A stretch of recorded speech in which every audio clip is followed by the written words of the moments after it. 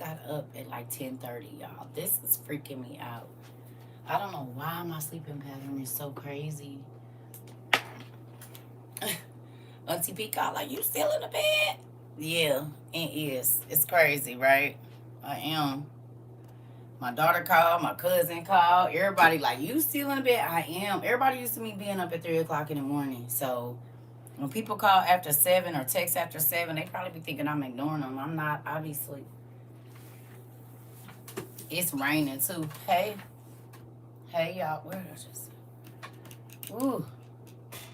I was up. So there are like 35 journals left. So for everybody, hey, everybody that was asking about where do you go get the journal, thank you for giving me some time, y'all, because I couldn't print the labels the right size last night. It was a whole bunch going on.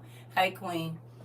So I'm gonna probably send them out tomorrow. So if you wanted to get a journal, and I'm gonna tell you where to go, because everybody been asking. You go to our website. What you pay for on the website is just your shipping. Okay? Just paying for your shipping on the website. Okay? And then there is a Cash App thing there for you to send your donation to Tat Not Place. So you're paying for your shipping on the website. That's just your shipping label. And then the journals are $16.50, so $16.50. So you would send that to Tat Not Place. I mean, you can send whatever you want, but the fee for it is, the donation price is $16.50. And what $16.50 gets you is your soap, your journal, and some tea bags. Okay? So, because I know people was asking, and I was sending folks their money back because they sent it to the wrong place. So that's where that happens at. Ooh. So we do have enough. I didn't know how many it was because I know my family and I know how y'all be moving around.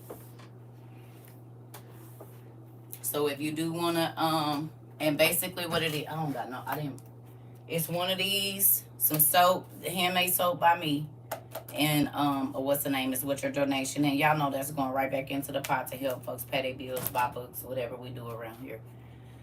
Ooh, how y'all doing today? Y'all all right? Everybody okay? We was up late last night. I was just talking crap. I told everybody they invited to my funeral. If something happened to me, you all are all invited. Yep, listen.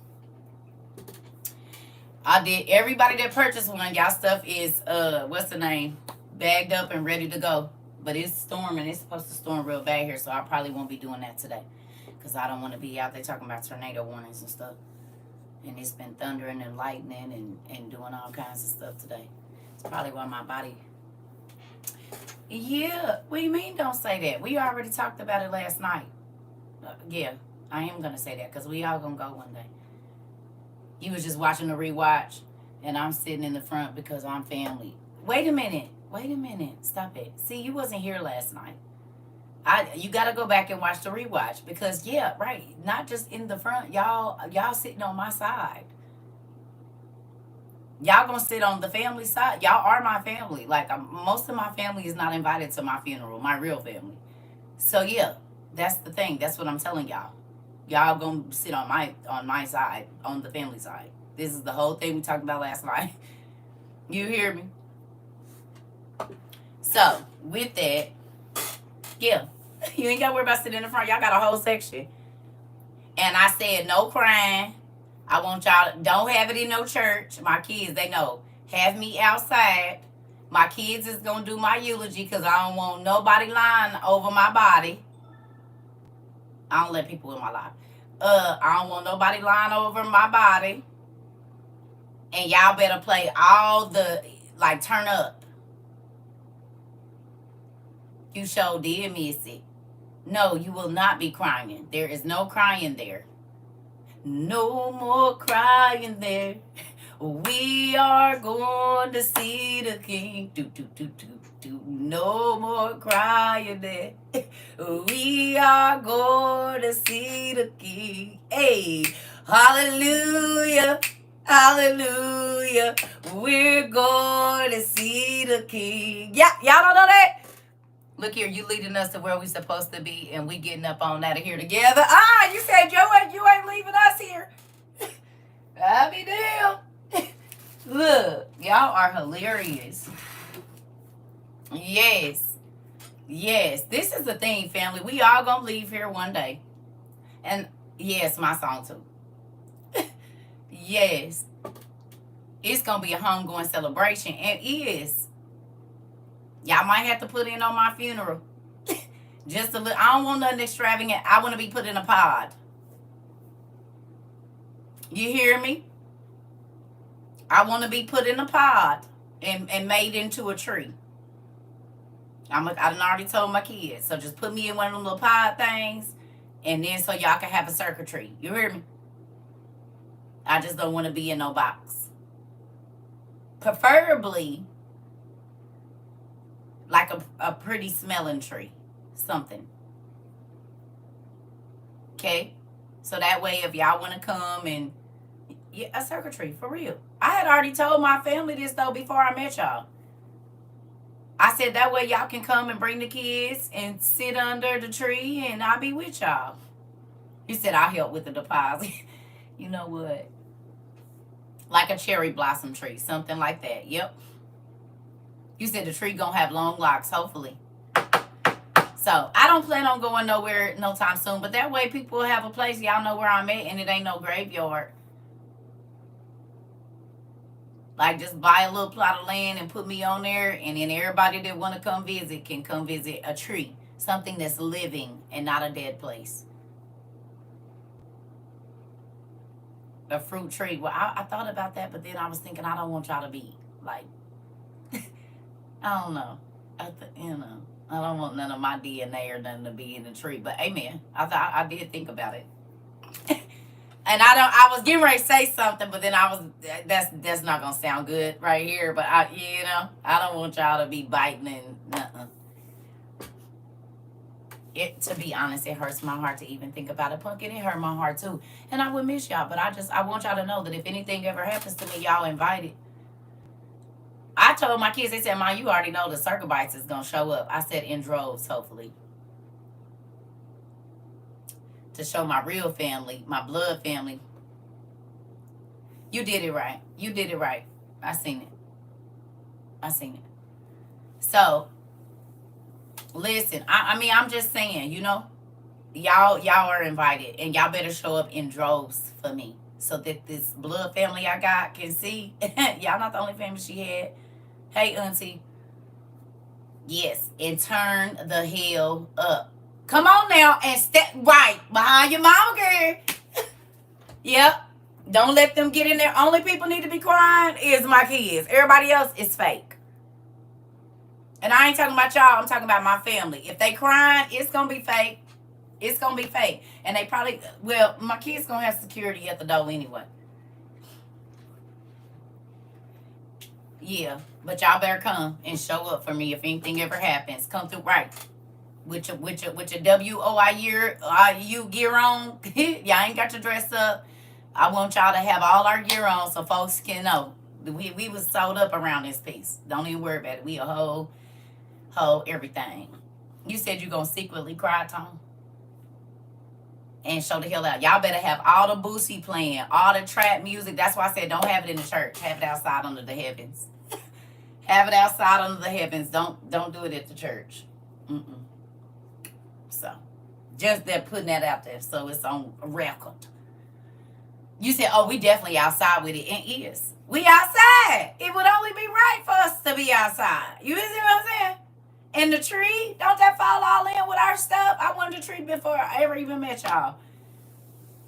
Coming with the books. All right now. I can't help but cry, laugh out loud unless I don't like somebody. Y'all ain't gonna cry. Y'all gonna be happy. Y'all gonna be happy. Y'all gonna be happy. You said I'm coming as a Thundercat. Please do. Please do. Please do. All of the shenanigans. Y'all can dress up like characters. And you know what? Fine. Dress up like characters. E40 going in the Lolos. Come on. And be swerving to the side for me. Y'all y'all know how to do it. Get it ready.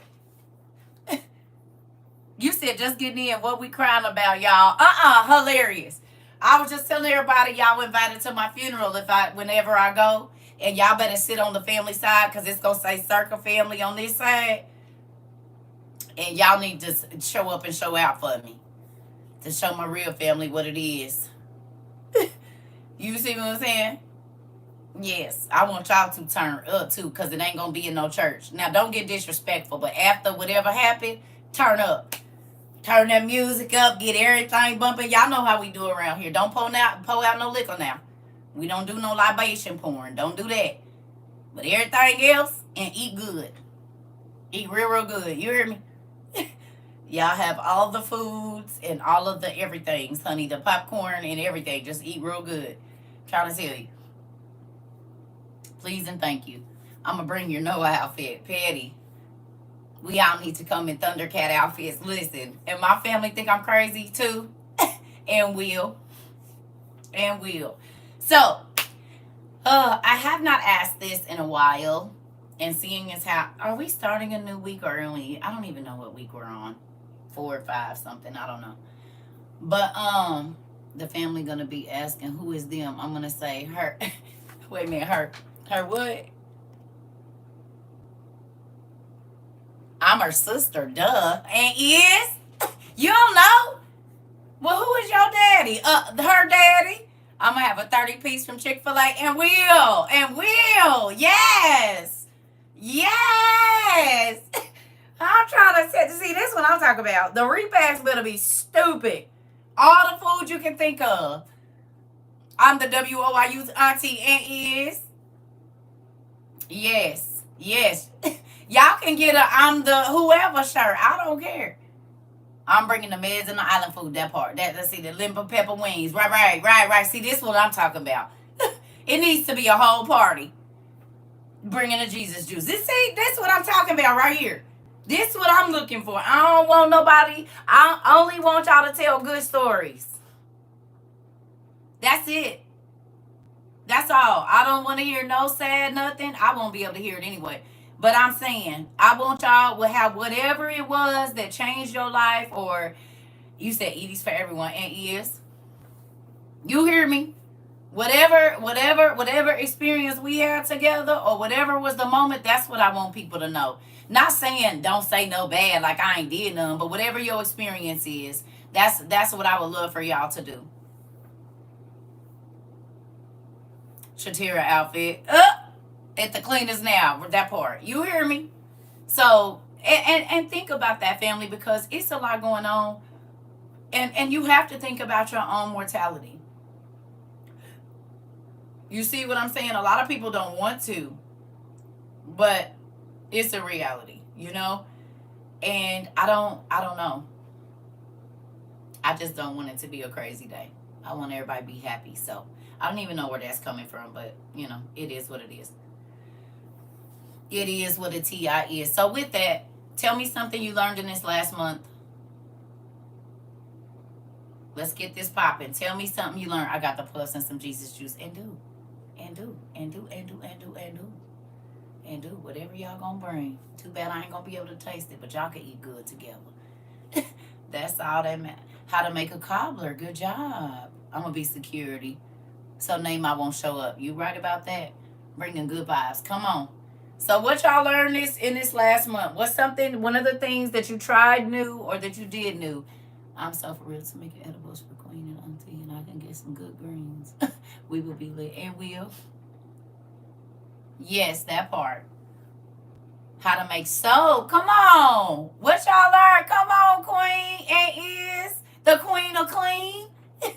And will be. What else y'all learned? I learned how to make hand knit blankets. Come on. I love it. What else? Because y'all learning to crochet. Okay. I love it. Listen. You got to do one new thing every week for, I think we got 2 more weeks or 3 more weeks. I learned how to make medicinal butter. Okay. I just been preaching to my followers about how to give freely and walk away. Come on. I started journaling every day, and it's an amazing feeling. Yes, Michael. Yes. Next week, I'm doing pasta. That's what I'm talking about. Ooh. Learning how to write a book. Making candles. I learned how to make cauliflower wings. Ooh, that sounds good too, LaShonda. Look at my gritty self. Food is always an amazing thing. I learned how to make buttermilk. Buttermilk, and sour cream. Wow. I haven't done my pickles yet, but I know this Sunday I'm making gluten-free biscuits and gravy for the first time. Come on. Come on. Journaling for me, the best thing I could have started doing. Oh, KB, I love to hear that, Pumpkin. I learned to make butter. I'm looking at my family. You understand? Because we autodidactic polymaths. We are self-taught in many subjects over here. You see what I'm saying? What else? I'm excited. I am very excited. I love to hear that y'all are doing new things and that you are trying new things. I've learned to ask God to make better decisions. Okay, God first. Good job. That's a very powerful thing.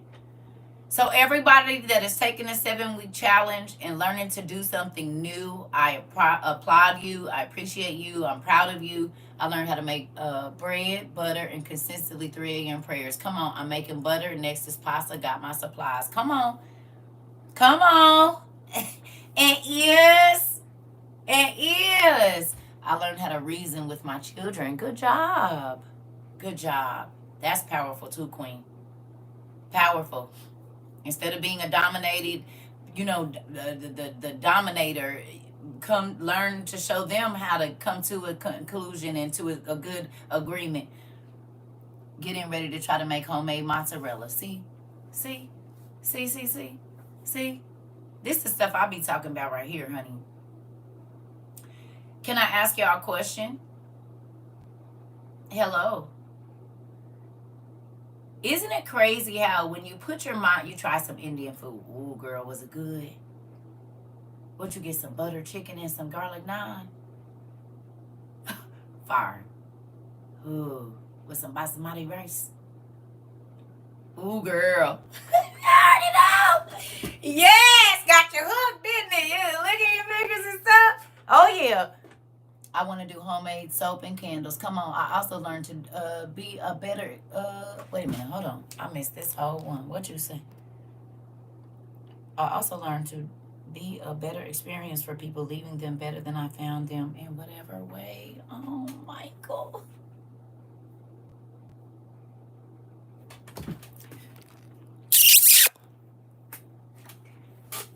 I'm so proud of you.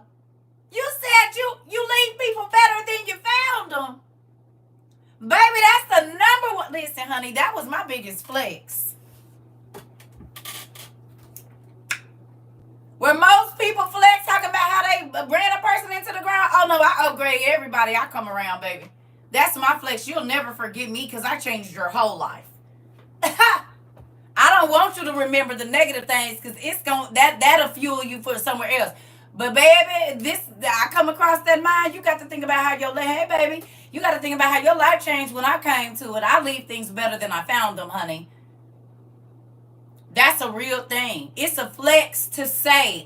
Not even I upgraded you, but I left you better than I found you. You said you upgraded me from a screen. Come on, Tasia. Come on, indeed. My daddy listen. I got homegirls, family members. I'm going to leave them with nothing. I'm going to leave them destitute. I said, that's the legacy you want to leave. That you only tear up things that you touch. I want people that can't, they mad because they really can't say nothing bad. It was their fault that we don't talk. That's what I want. You hear me? Why would you want to leave something broken if you didn't find, and even if you found it broken, it's a better flex to say you fixed it and left.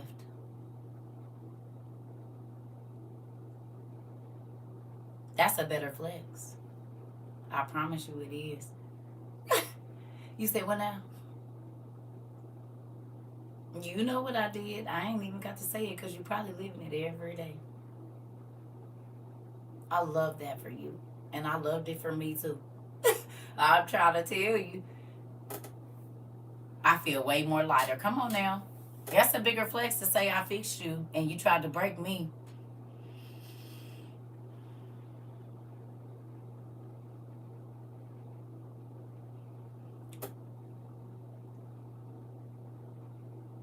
Listen, that part. You hear me? That's a bigger flex. because you can't tell people I didn't upgrade your life. So every time you talk about me, you're gonna have to say something I taught you, or you know what I mean? Don't you feel like that'd be a bigger flex to say, oh yeah, they tried to break me, but I fixed them and I moved on and fixed myself. Girl, thank you for my snacks, Isabel. Good morning. I was in here having a whole flashback of my baby daddy riding through the West Coast. Honey, I didn't. Woo-wee. That was a good memory for me, honey. I put that mango tamarindo in my mouth, baby, and I was back at a Food City. Smelled the chiles roasting outside. The tortillas coming down off the conveyor belt with the butter. Baby, the drop tops riding through. I can see the palm trees and the mountains. Listen here, with Too Short getting it, playing on the radio in my baby daddy Thunderbird, honey. Girl, I was so happy. Listen to me. Listen, it took me all the way back to when I was like 15. I met a neighbor and been telling her about God and the different things I've learned. Oh, yes. Oh, yes, honey. I can smell the canaceria. Which is different for me because I don't talk to people. Oh, so you stepping outside of your normal comfort zone, you said. I like it. And do. Because that's what we do around here. So guess what, y'all? I'm going to invest in a gaming chair. I seen an ergonomic chair. So do y'all have any I seen a couple, but I don't know, with the high back and the pillow little thing. And I know we got gamers in here. So what's a good chair to get, y'all? Because this one is killing my back. I need like the lumbar support and all of that. And I didn't want to, but I'm going to have to go ahead and get something that's better for my back and whatnot, and maybe sits up a little bit higher. You got the OS5. You just got your PS5. Oh, okay. PS5. Okay. Oh, yeah. I'm going to get on there today. I've been working hard. I'm going to play. But because I got to get my fingers up, honey. Did y'all send y'all stuff to Mari? To the CERCA Bites Gaming? So we can get our gaming community started? If you got a husband, son that got gaming, y'all get them on there.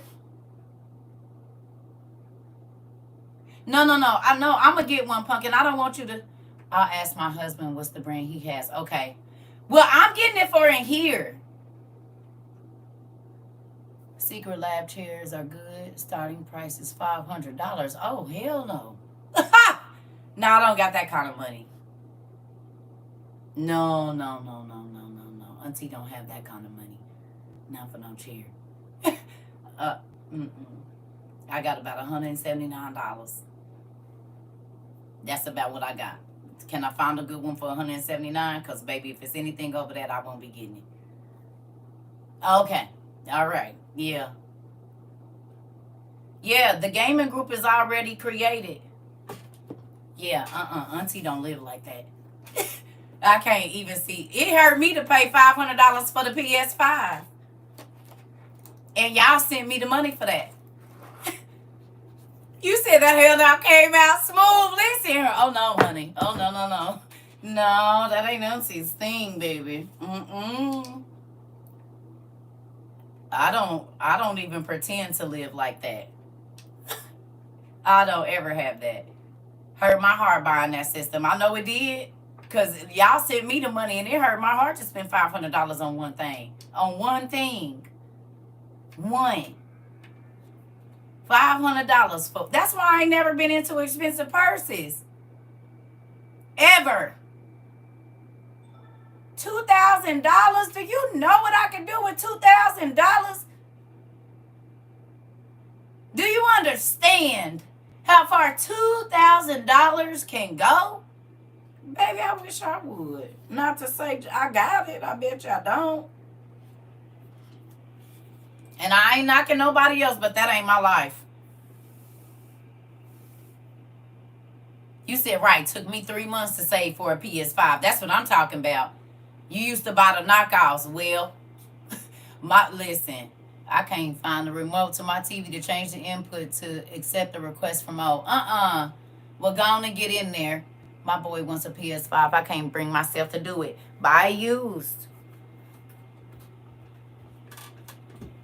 I'm gonna tell you right now, my son, pretty much every gaming system except for his Nintendo that his uncle bought him, I bought it used. I would go to GameStop. He would have to save half of his money, and then he had to save half on his games and stuff. I'll get it for you, but it's gonna be on a discount.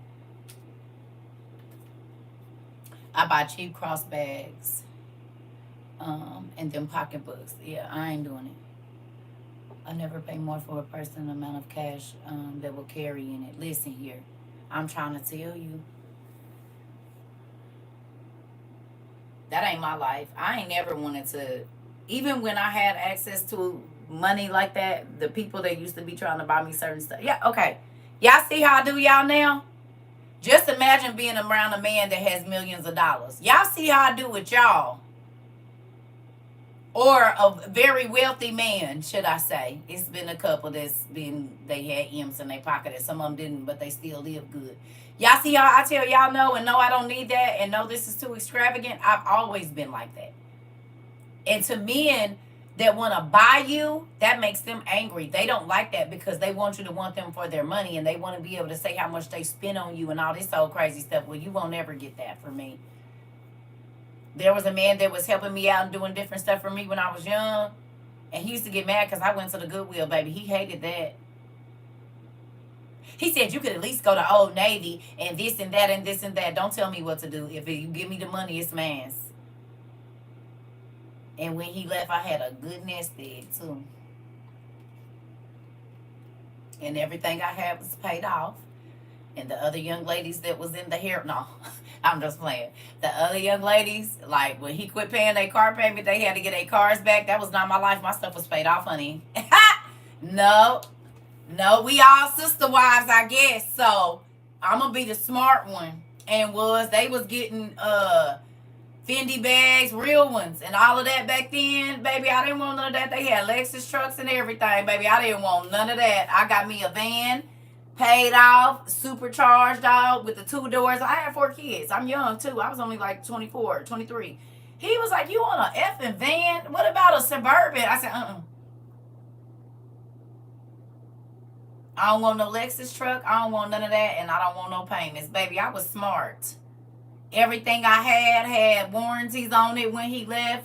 5-7 year warranties on it. Baby, please. I don't want nothing I gotta pay payments on. If I gotta pay payments on it, I don't want it. He was like, what? Just this what I want. He said, your ass smart.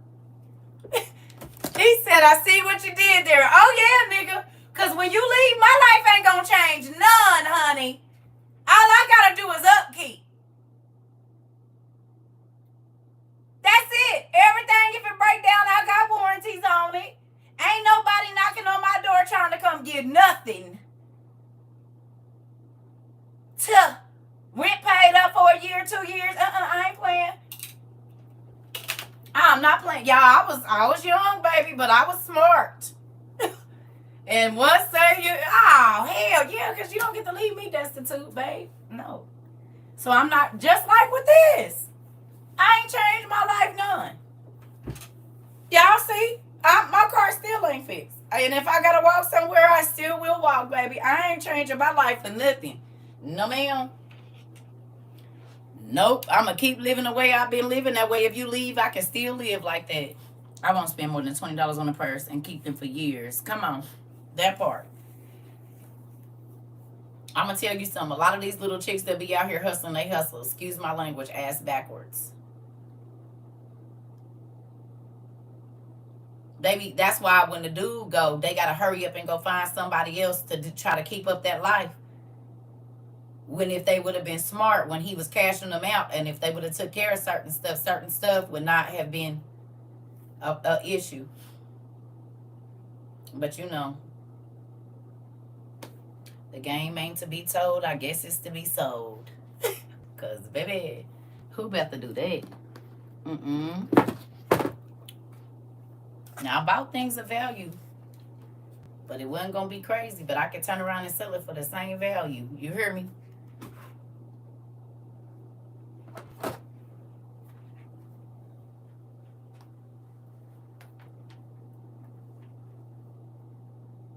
And ain't changed. I don't want more than I need. Okay? I'm not trying to take advantage of absolutely nobody. And I'm going to live the way that makes me happy. I don't live for other people. And I want y'all to get that in your spirit, because it's a lot of miserable people that are not happy because they can't be themselves. They're too worried about how people think they live instead of realizing how they really want to live. And they don't like it when you can live how you really want to live, because they tired of living a lie and they really want to be free like you. But they too worried about who think they what and trying to be the best. I don't give a damn about none of that. I'll be the last. None of that makes any sense to me. Because you living for other people that don't care. Because when you start struggling, they not sending you no money. And you done went and spent all this and did all this and all of that. And now you in over your head, abusing your husband, abusing your wife, abusing your kids because you trying to keep up this facade. I don't live in rosy colored glasses. I only want to see what it really is. You hear me? A lot of people live lies. They live facades. They live these fake fairy tale lies in their mind, and they think everybody else believe it. I don't. They look at you crazy and be laughing, and they be miserable. I'm not about to be miserable for nobody. You can't poop on me. You see what I'm saying? Because as long as I'm happy in my life, it don't matter what you think. Because I'm happy in my life. When I come in my house ain't all extravagant. It have everything pretty much in my house is homemade. I didn't build it. But guess who's comfortable in here? Because a lot of people have houses that are absolutely beautiful and they're cold. There's no love in there. It's not warm. It's not inviting.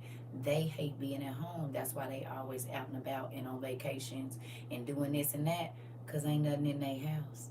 It's a lot of stuff in there, but there's no value in their home. Come on, Isabel, that part. You getting me? It's a lot of people. They'll show you how beautiful their home is, but it's no love. It's no nothing in that house. I'd rather be in a warm house in the hood. And what I mean warm, not temperature warm, but when I walk in there, I feel cozy. I feel safe. I feel calm. I feel like you can walk in some people's house and instantly the hair on your body stand up and you be like, ooh.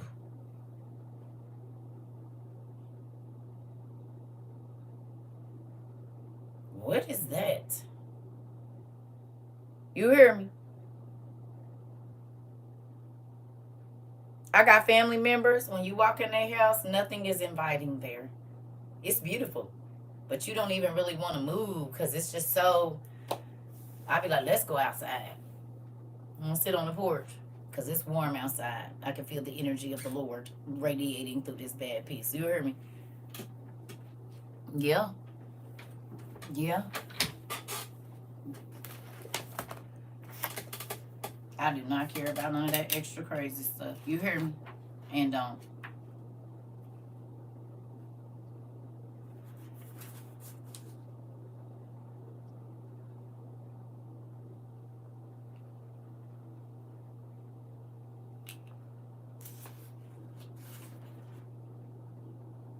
All right.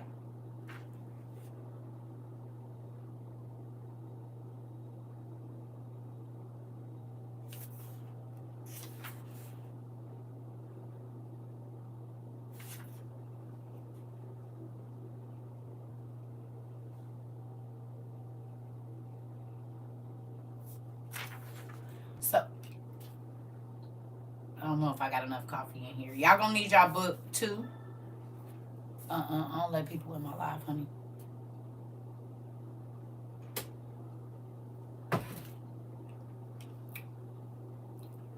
My guests always fall asleep in my house. And do! Girl,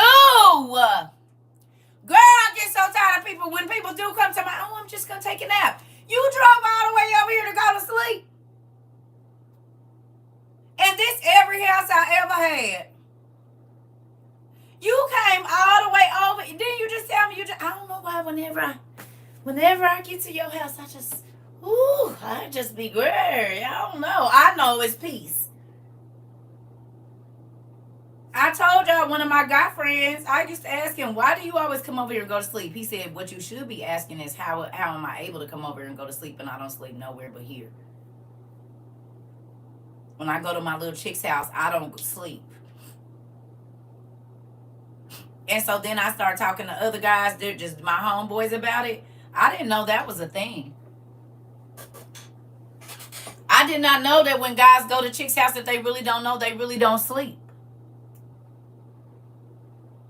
Because everybody that come to my house go to sleep. I did not know. I done had my homeboy say, hell no, I ain't gonna go. Nigga, wake up and I said, wow. I didn't know. Girls, they don't trust y'all. If the nigga can't go to sleep peacefully and lay his phone and his wallet out, that means he really don't trust you.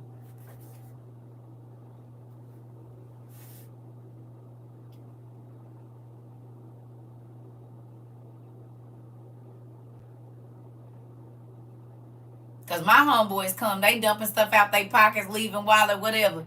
I'm not friending. I'm sorry, but that just means I'm comfortable for real. Don't be feeling comfortable everywhere. That part, I'm trying to tell you. Thank you.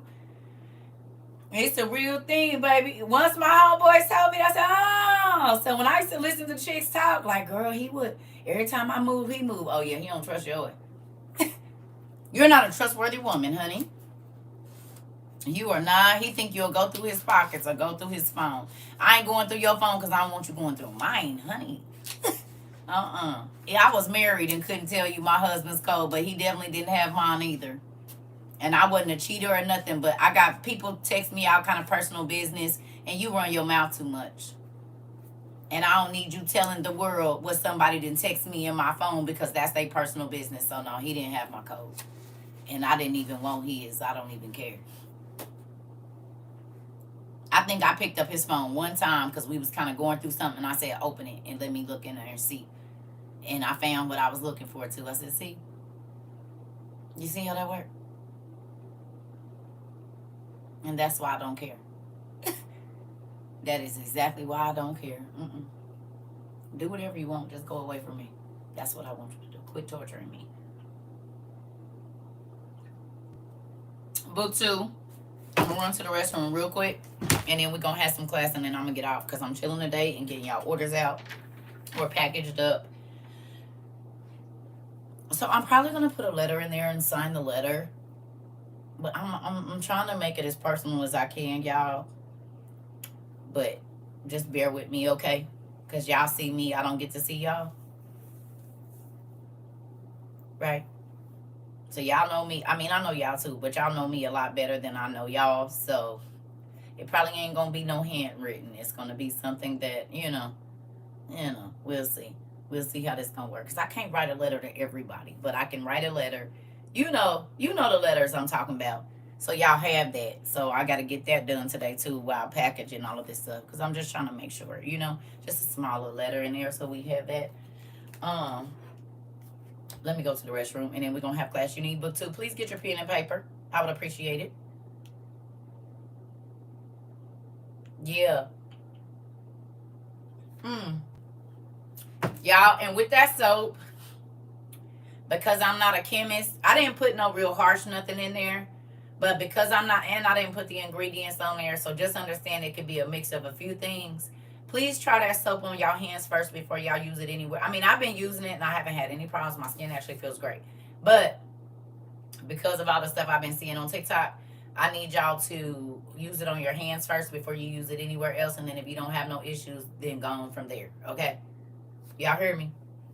Most of y'all probably ain't even going to use the damn soap. It'll probably be in some kind of sealy box like mine. But if you I made some handmade soap. So the people that gave donations to get the When Did I journal, I'm gonna read this again, but I'm gonna read it in a way. So we doing a journal. You can send a donation at $16.50, but with this you get a handmade bar of soap from me that smell real good. You gonna use it. Well, pretty cool. You get a handmade bar of soap for me and 2 tea bags just to relax. And so this poem that's on the front of here is called When Did I. I'm gonna read it in the regular version, but I did change it But I'm going to read it in the version that I wrote it in. Even though the N word is not on this one, I took it off because everybody just don't get to be using it. So we changed it a little bit. But the poem is called When Did I? Some of y'all already heard it. So if you want one, and it comes with a pen, you know what I mean? You got your journal, you know, whatever. That whole thing. On the inside of the other ones, there's a stamp here that says CERCA TROVA, I love you, and in our website on there. But yeah. So if you got a little thotty person in your life and you want to help them understand that they really throwing their soul away, a little girl, this is a good, or young, or even an old thotty person that you be trying to tell them they a hoe without telling them they might be acting, having some whorish ways. This is a good way to do it nicely. Y'all ready? Huh? Y'all ready for me to read it to y'all? What? It's a way to tell them you a thought in a nice way, and I want you to change your life because I love you. Okay? Okay, it is. I'm going to be honest. It is. All right. Here we go. It says, when did I think it was okay to trade in my skirts for skin-tight jeans? When did I think it was okay to trade in my late-night prayers for late-night schemes? Who said it was okay to paint my face and entice men who see my body and think of sin? To trade in conventions for new concerts and new niggas for new converts? When did it become okay to laugh at dirty jokes instead of asking God to break the yokes? When did it become okay? When did I think it was okay to go to the club looking for new prey instead of asking God to make a way? Please, God, tell me, when did I think it was okay to just throw my soul away? That's it. That's all. That's the poem that's on here. So if you know anybody that might not even realize that they throwing their body away, they're throwing their self-respect away, they're throwing whatever away, that's the poem that's on the top of here. The N-word makes it sound better, I know, but because everybody is not a person of color, I didn't want that just sitting around in everybody's house. And, you know, whatever. So I just put new men for new converts. Instead of new niggas, I put new men. So this is what the donation is for. So you go to our website. If you want one of these are the whole blue package. Your donation gets you a fresh bar, a custom bar soap, some tea bags, and that journal. So you could just relax and do your Russell Simmons thing and get in the tub, have a glass of tea, and write in your journal about your life.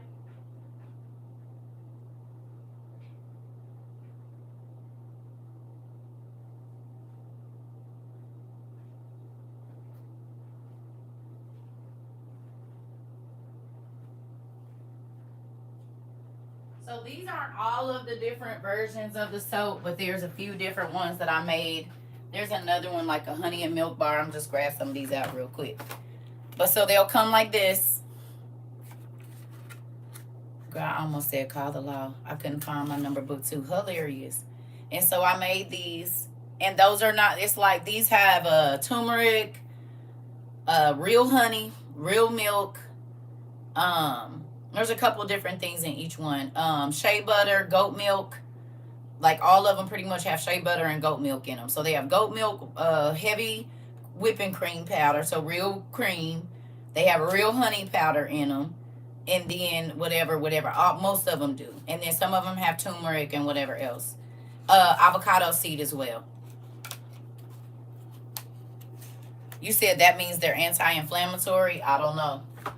So we got the blue ones. We got the brown. It's a couple different ones we got.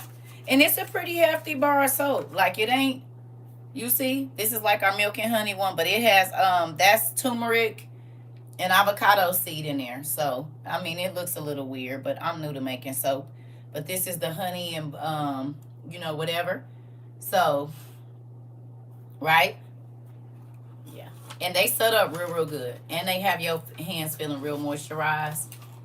Yes, and they like real honey, real goat's milk, real heavy whipping cream, real, all real good stuff in there. So then I like this one. This is our earth bar, and the outside of them don't look too pretty, but I really like this. It looks like cake to me. So like this one looks like the end of the cake. right? Not all of them have this. Some of them just have the lines because this was the end piece. But you see, so this is our earth bar. It kind of looks like the layers of the earth, you know, different things like that. So yeah, yep, that's what we did around here. Some of them, the shea butter, you know how like oil will seep through. I'm like, what is on there, girl? I rubbed it. That shea butter is coming through the soap. I said, oh, okay. Well, at least we know they moisturize. So you'll get one of those pieces of soap, 2 tea bags, and a journal. So you can take you a nice bath or whatever you're going to do. Or I mean, you don't have to use it. It's up to you. And I ask that you do before you use it anywhere.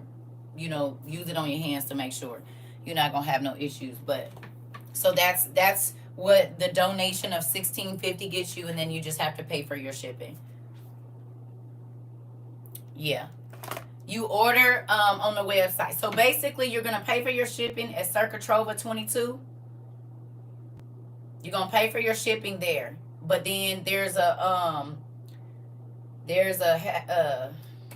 QR code that you can scan, and you send the $16.50 for the package, which is your donation to Cash App. Yes, and y'all know it's going right back in the pot. So just to help people get books or whatever else we do. So there's that. Yeah. And there's a certain number that we have, and there's a counter on there. So as people are purchasing them, you'll know. And then I got the first like 20 or 15, whatever, all packaged up and ready to go. I got to put y'all letters in there. And so I'm doing the labels and stuff now. So they'll be going out. Okay. Thank you so much. So those will be going out. And that's that. And then we'll do a different color if we end up needing more. Next time they won't be green. We'll do a different color. And I might do a little bit different journal. I don't know yet. But y'all said y'all like those to fit in y'all wallets and stuff, so we'll do that. Yeah, it's healthy and it helps the family, right? And this, I feel like this right here, is this just long term or a special? Oh no. I read this poem and everybody wanted to use it on stuff, and I said not before I do. And so I put it on a journal, and, you know, for people that might have had, I mean, you got to think about it. Even for an SA survivor, you listening? Even for an SA survivor, because a lot of SA survivors became very promiscuous because that was the way to take their control back, but they didn't realize that they were giving themselves away and selling their soul basically to feel loved or whatever. So this is good for that too. You know what I mean? When you realize that just doing some of the things that you're doing, you really throwing your soul away, it's not worth it. So that's another thing, you know? Give it to somebody who might not even realize that they hurting their own self. Yeah. And the donations, like I said, they going right back into our pot just to help other, you know, folks. So basically, I ain't gonna say a fundraiser, but you know, I was one of them that went promiscuous and would have benefited from it. Come on, that part. That's what I'm saying. You never know when nobody. The chick that's loudest at your job and always in niggas' faces 9 times out of 10 was SA, and she's looking for love. You know what I mean? It's a lot of young boys and stuff that got these old sugar daddies. They didn't have a father to hug them correctly. They were abused. And so now they see men the same way a lot of women do, as a sugar daddy, as a come up. Well, I don't gotta love them. I'ma love them and leave them because I ain't never had. You know, you were suffering in silence. You see, a lot of us did.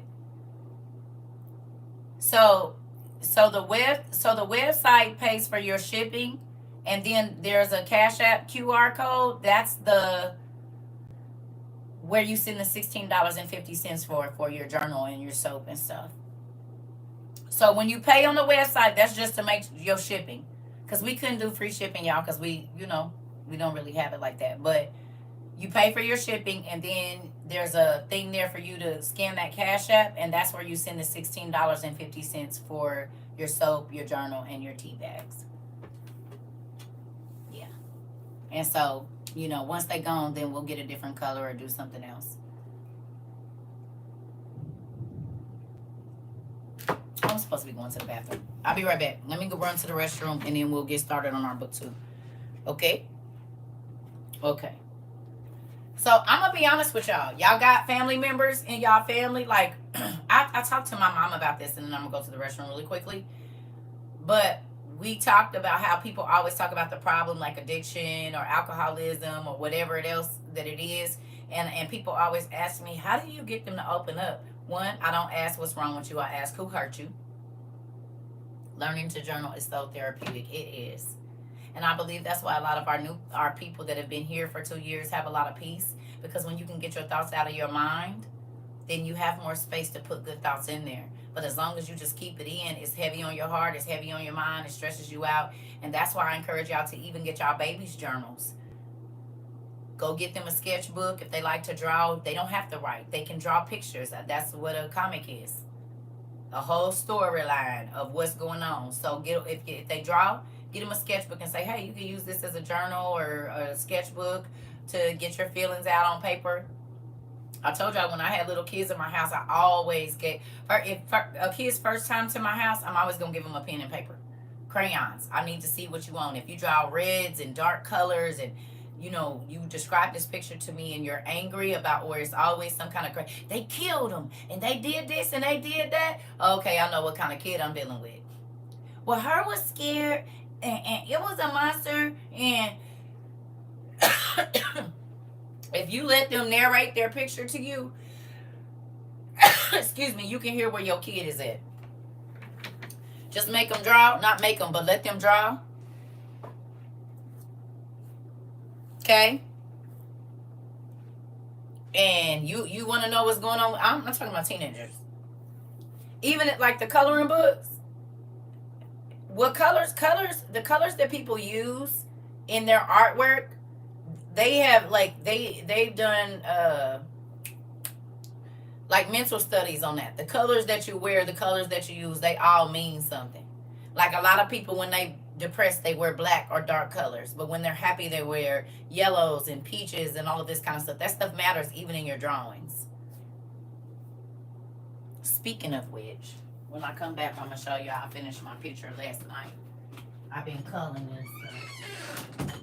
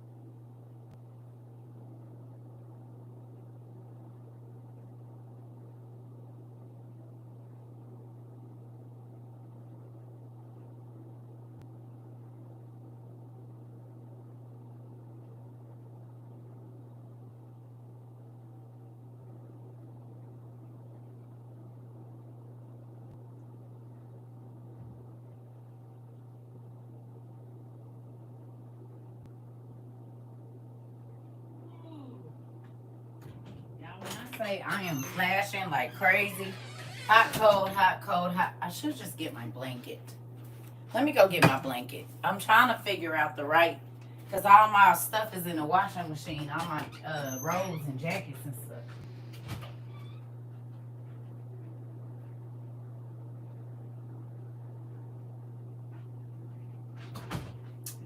So, we'll use this for today. I have my other blanket too that y'all had knitted for me, but I leave that on my couch.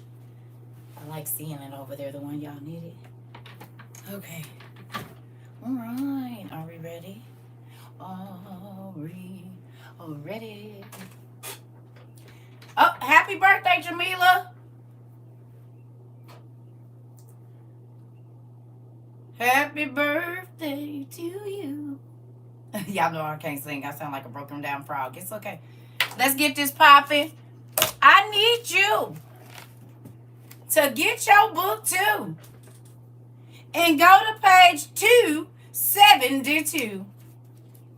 I need you to get your book too and go to page 272. Yes, my baby birthday tomorrow. She'll be 25, y'all. And as much as she want to say she don't look like me when I was 25, she looks exactly like me. She just light. She even got the same color hair and everything. I said, I see what you did there. I see what you did there. You changed into your mama.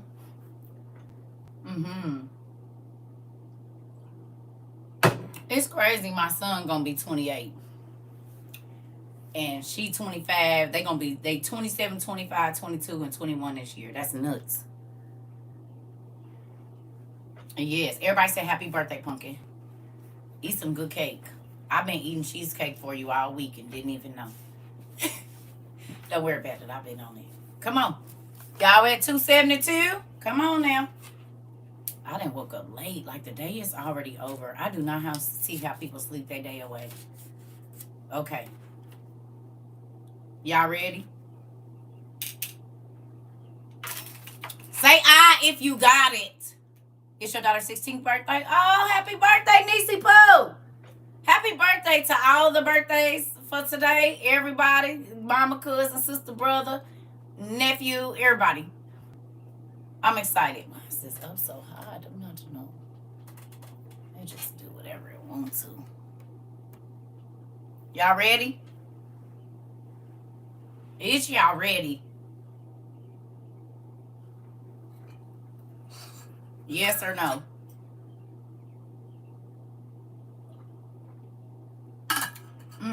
Ooh. I know I made this when I was on my way to sleep. It's too sweet. Ooh. All right, come on. Here we go. It says, the Lord God appointed 2 angels to guard us.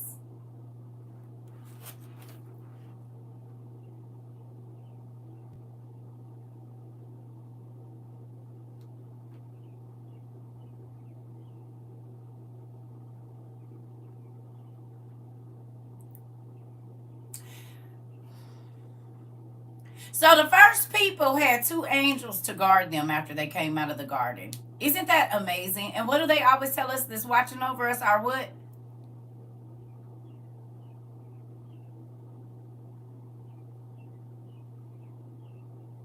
Our what?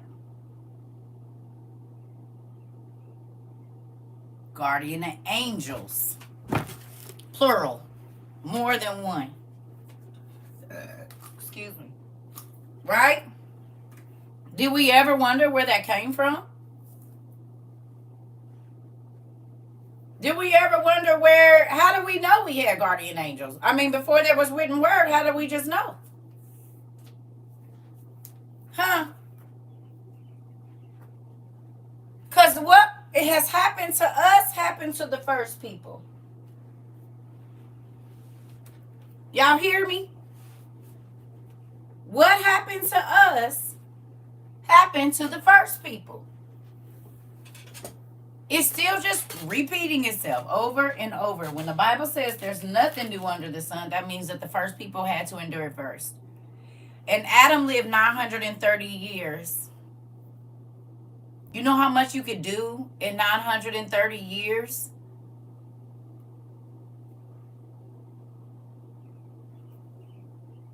How much do you think you could do in 930 years?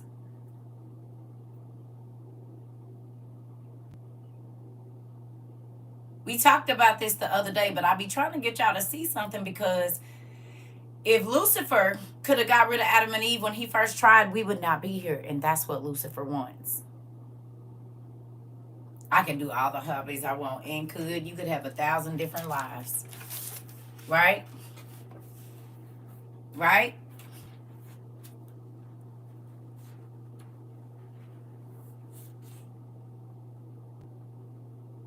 My natural mind couldn't fathom. Come on, I can imagine how much I could do. Right? I could gain so much knowledge and do a lot in 936 years. That part. You said, shoot, at least 900. So do you understand that? And I say this because I be trying to get people to see. See, the Bible just tells us that, I'm sorry, the Bible just tells us about the good people that live 900 years, right? We hear about the Israelites and this person and that person that lived 900 years, but you do realize there was evil people living the exact amount of time. So the same way a person's relationship with God could grow and grow and grow for 900 years, a person that was doing witchcraft and evil could grow and grow. These were the wizards and the warlocks, and they always tell us that the wizards and the warlocks was 700 years old. Oh, I've lived 100, blah, blah, blah, right? That's a long time to be showing you're behind and not learning anything. Exactly. And so now you understand where God's frustration came from. You had 900 years to get it right, and you kept doing wrong.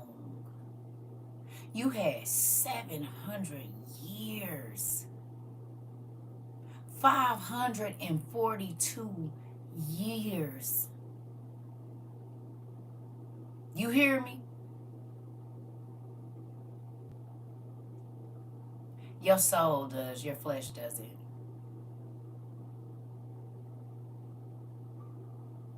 We know that your soul lives a long time, but your flesh don't. Your physical body, has 700, 900, whatever. We all get that we are all eternal beings as far as our soul.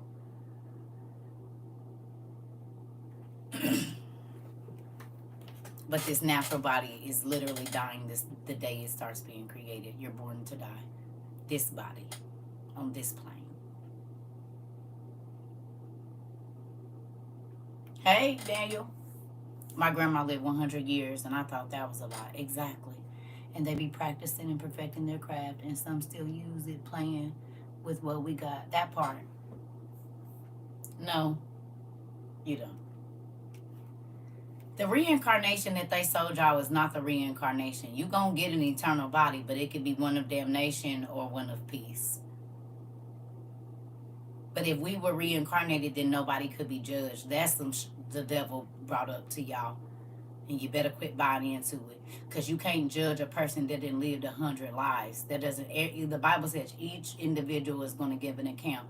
So then that don't make no sense. Are you going to get a new body? Yeah. But it's going to be one that can withstand damnation or one that can withstand peace forever. That's a true statement.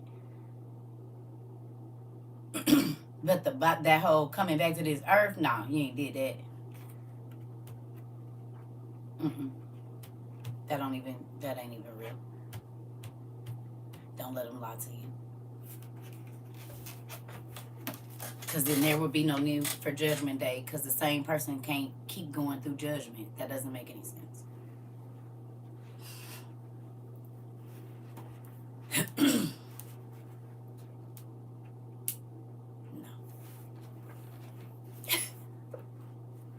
No. It would be impossible to judge anybody for their right or for their wrongs. But that's buying into this whole, this is the only existence. Thank you, Mr. Tone. I appreciate it.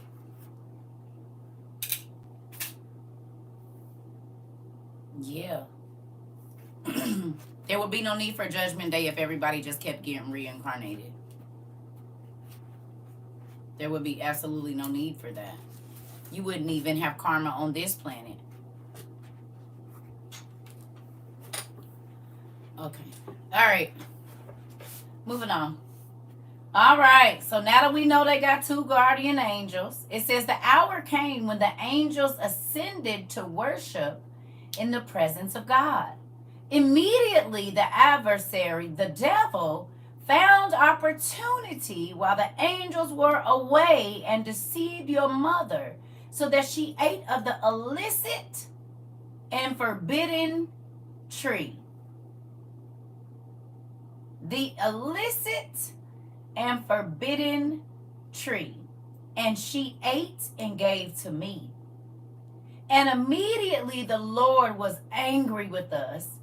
And the Lord said to me, because you have forsaken my commandment and have not kept my word which I set for you, behold, I will bring upon your body 70 plagues. Please write down 70 and then tell me what a plague is. Please write down the number 70. Uh-oh. And then tell me what a plague is. Please.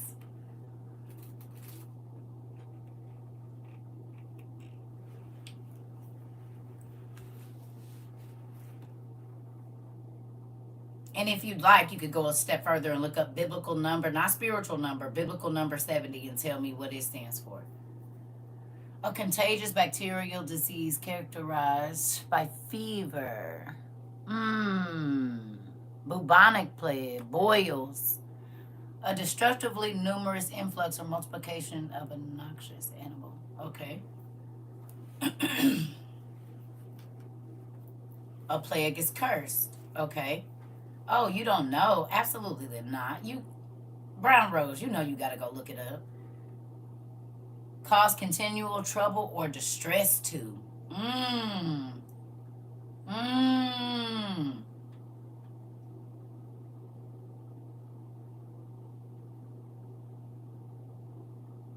Anybody got the, not the spiritual number 70, but the biblical number 70?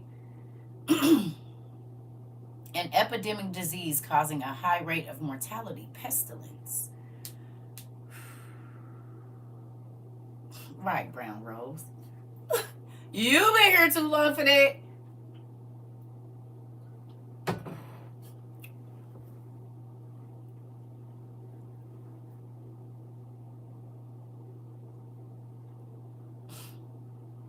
Sin. That's right around the flood. It'll tell you that. Yeah. What's the spiritual definition for 70? Not spiritual. Biblical. What does the biblical number 70 mean? Strength for the biblical number 70. Okay. Okay. 70 elders were assembled by Moses on God's command. 70 is a man's years. Ooh, 70 has a sacred meaning in the scripture. 70 is the perfect spiritual order, carries out. Okay. Okay. They describing it as strong. So there's a couple different meanings or definitions. 70 is how much time we basically have been promised after the 120. Right? Because we just kept getting more evil, so he kept taking off the time. It is very interesting. And this is why I tell y'all, the numerology that's in the Bible all has meaning. Please don't. I do not bother y'all coming in y'all lives. Don't come in mine.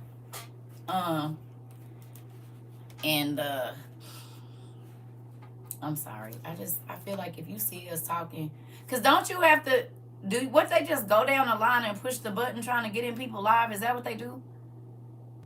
I don't even know you for you to be in my live. I don't understand that whole. Did you even come in here and see what we was talking about before you tried to get in my live? You didn't even come in here just to, so you just want to be an interruption. 7 represents perfection and 10 represents completeness. Okay. Yeah. Did you even come in my live before you just be trying to get in it? So what, I'm supposed to stop talking about what I'm talking about to talk to you about whatever stupid stuff you plan on talking? No.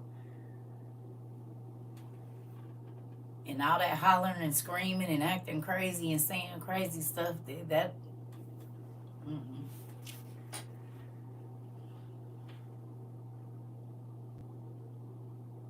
Mm. Ugh. It's too calm over here. It is. Don't nobody have time for all that.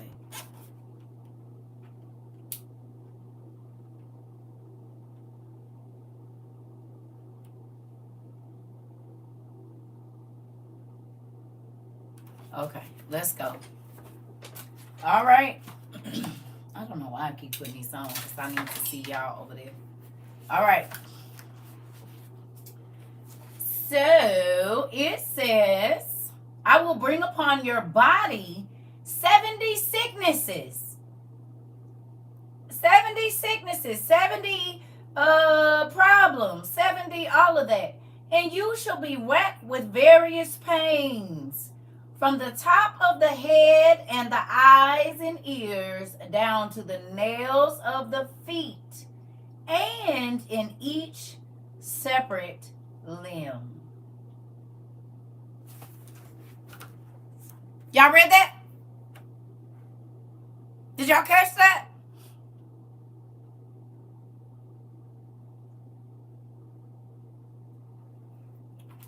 It can also represent a period of judgment. That's what I was looking for. You hit it, Neffy. Oh! Because remember when he was cursing, well, not cursing folks, but he was telling them your family is going to have trouble for the next 70 years or 70 generations or 70 this or that. That was punishment time. I put this on wrong, evidently. He said you're going to feel it everywhere. Now, does that not go back to what we read in 2nd Baruch? And it also talks about intimate sin is the only sin that you do against your own body. You hurt yourself when you have sexual immorality.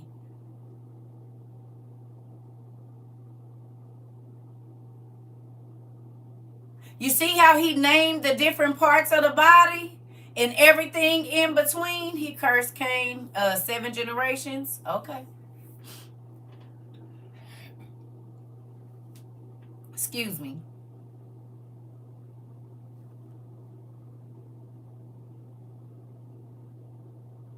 You said not second. No, I'm hoping you're putting these pieces together.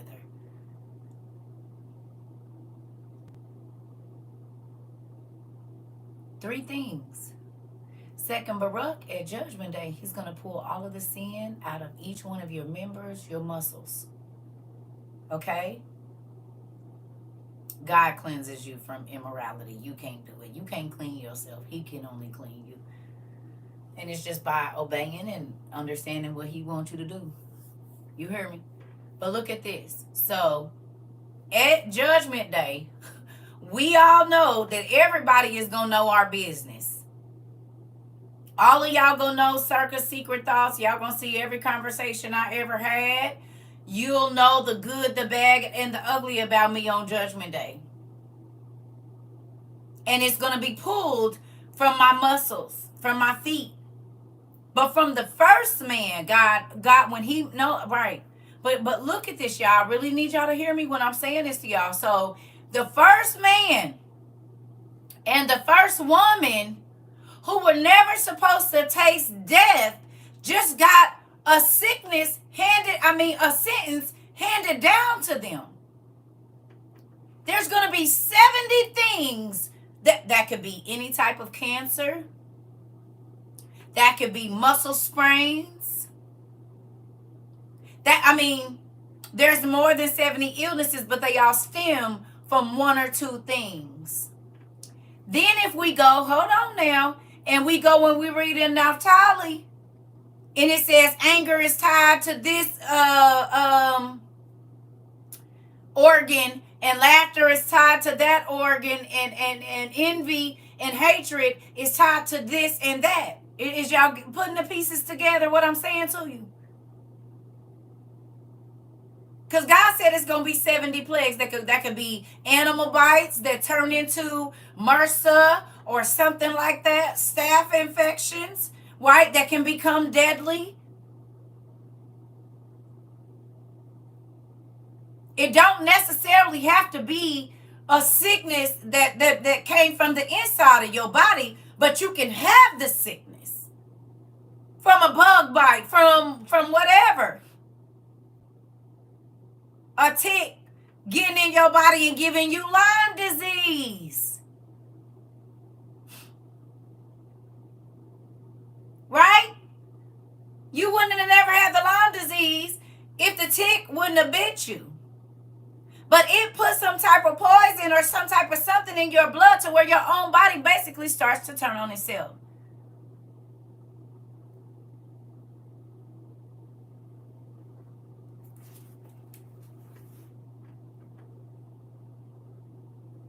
You've gotten Lyme disease and tick fever as a child. Okay.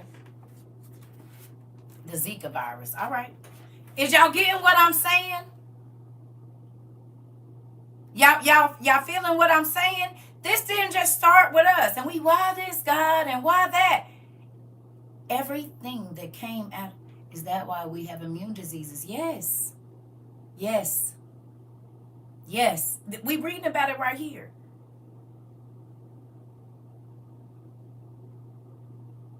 We reading about it. That's why I said a lot of people just make, like I'm saying, pastors, we just making up stuff when you can have the information to tell the people the truth.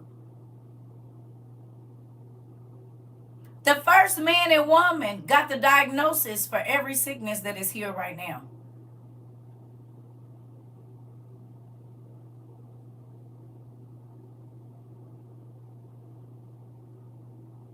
Ain't no new sickness if God said 70 plagues.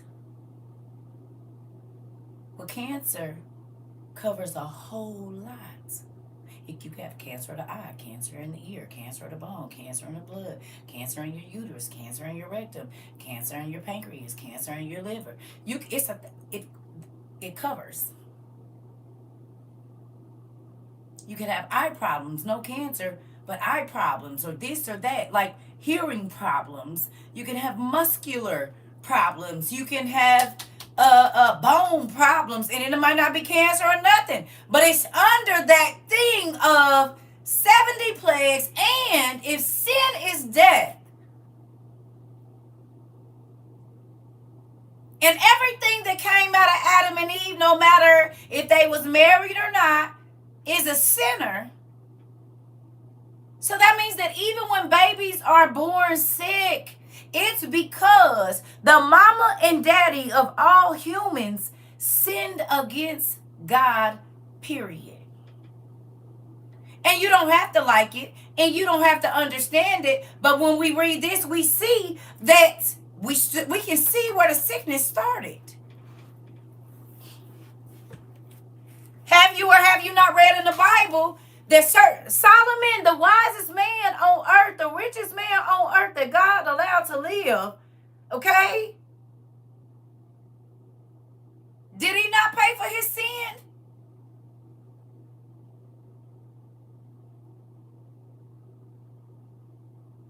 Did David, who God loved with his own heart, he said he a man after my heart. Did he not pay for his sin?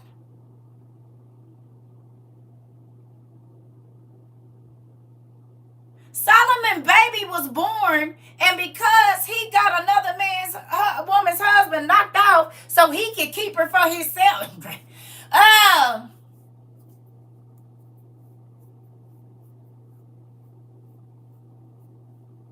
The industry.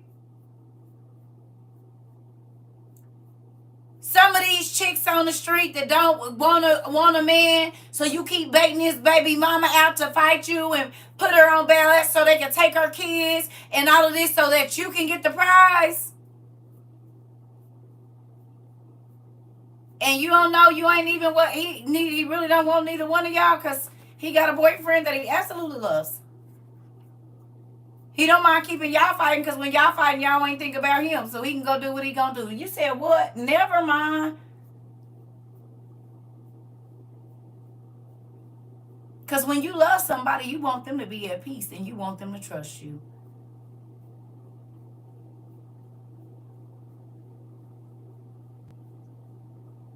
A person that tell you they love you and they want to keep continual chaos in their life, in your life, they lying.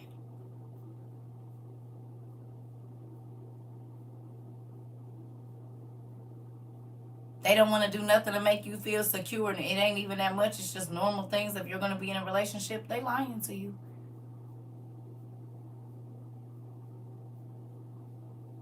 Men, chicks do this with their baby daddies all the time. I didn't, but they do. They going to keep you dangling because they know they can call you and get what they need for the kids, and he ain't going to do it. You hear me? But they go over there to get that beat down. But then they try to act like they don't know why he acting crazy with them, because she keep bending over for him, real life. So, brother, if you was wanting to know today, there go your answer. That's why when she go to her mama house, she be right back. But when she go over there to drop the kids off, they had to talk. You better be careful. And she always tell you, you don't gotta go. Be careful. Look at them in here like, why is she doing that? Because I normally be getting on them, but I'm getting on y'all today. It's a lot of men that have lost their life because a woman was trying to keep a hold to her baby daddy and keep another woman out his bed while she got somebody else. No. Cousin passed away Monday night, age 54, aggressive lung cancer spread his throat and brain. It's a real thing. I'm sorry to hear that, Pumpkin. It's a real thing. It's a real thing. You sit busting heads. Listen, because people was in jail and all kind of stuff because the folks didn't want to be honest and they didn't care about the hurt and pain that they cause other people.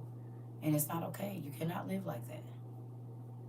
The world is just not your oyster to where you can go around, oh, they happy, not for long, and all this so crazy stuff. You're going to live a miserable existence, baby. You don't care about tearing up nobody else's life. Do not be screaming about nobody tearing up yours. Do you hear me?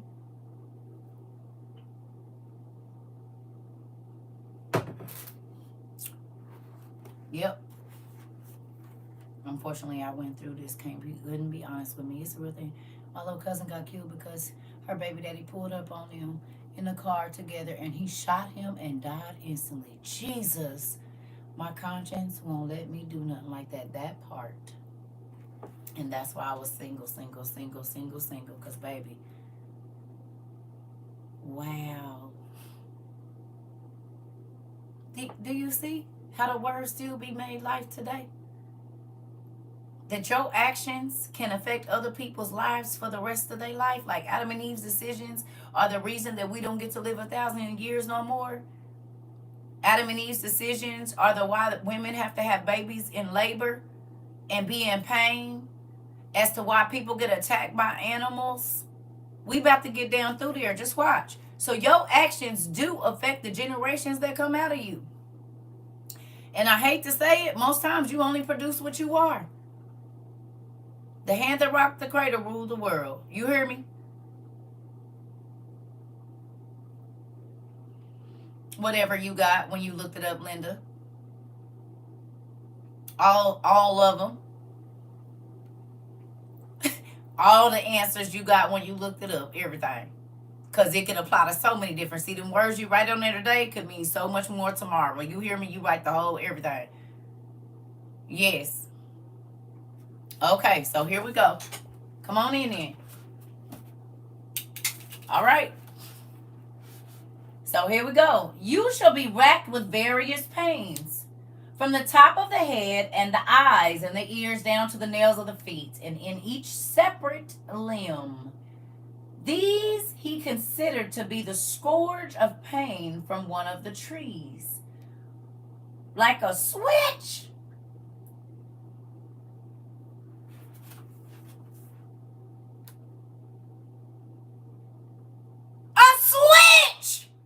Who know what a switch is? And I'm not talking about Nintendo. Raise your hand if you know what a switch is.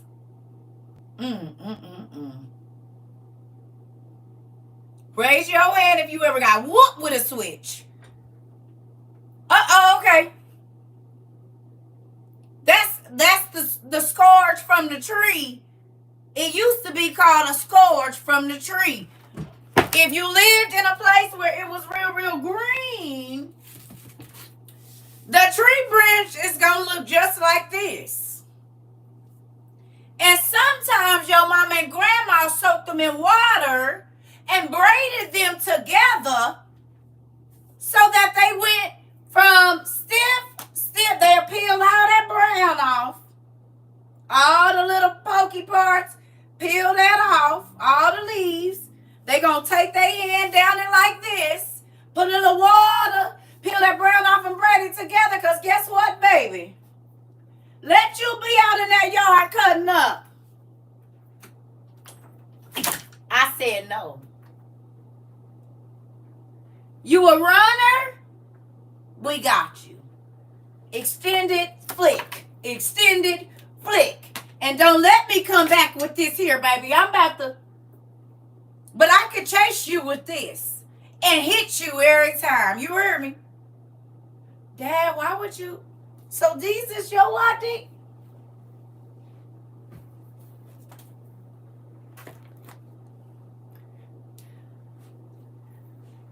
So I never knew that you was the one that came up with switches that turned into whips, braided together for an elastic band of thunder. You opened my back up, Dad. You opened my back up. I just never thought that you would. So you came up with the switch? Why you? I don't know why that. Oh, the first people. Got it. Okay. We ain't no better than the first people who we think. Right.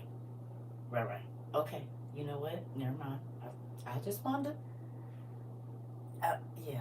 All right. Thanks. He said, mind the business that pays you. It's above your pay grade as to why I did that. Ain't none of your business. What you need to know is I set it up with the first people. Punishment.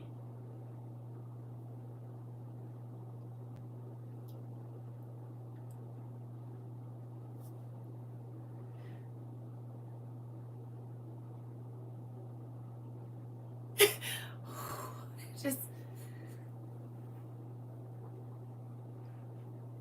Well, so switches been here since we've been here. Listen. It depends on who was whooping us. It depends on who was whooping us.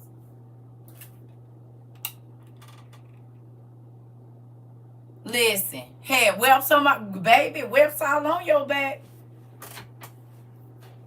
If you did that today, your kids would be taken away. Well, you know, there's things that you moving on, spare the rod, sport the champ. That's what the Bible says. But guess what? Now let's talk about that. Hold on. Let's talk about that. Do you think if people realized that kids were going to be in hell, they would let them be hellions? That part, and can. If people knew that they so sweet hellion kid is going to be burning in hell, and then believe these lying pastors talking about, oh, they're at the age of... Now, where it say that there? Because, honey, when I read it, say the kid's going to be in hell, too.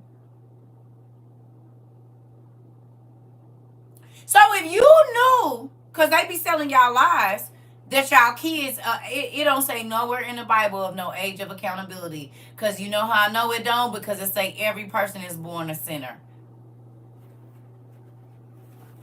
Ain't no age of accountability.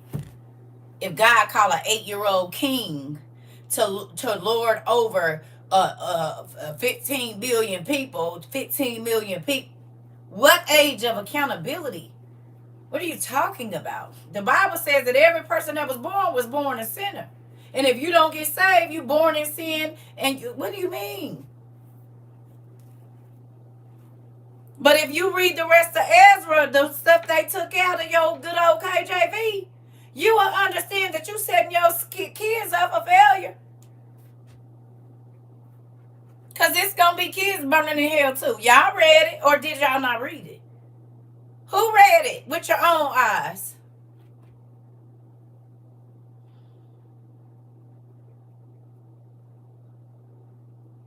Who read it? You read it, Miss Ida. You, Steph, Baby Girl Black, Miss Lady. You read it. Y'all read it with your own eyes.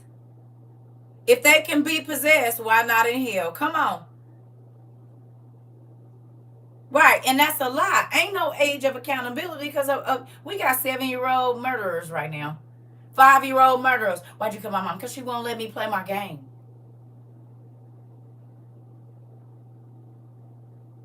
She wouldn't give me my phone back. 5 years old. You got 5-year-olds holding knives to their sisters and brothers' throats when they go to sleep. When mama and daddy ain't paying no attention. What you mean they innocent? Yeah. Come on. Who? Who innocent?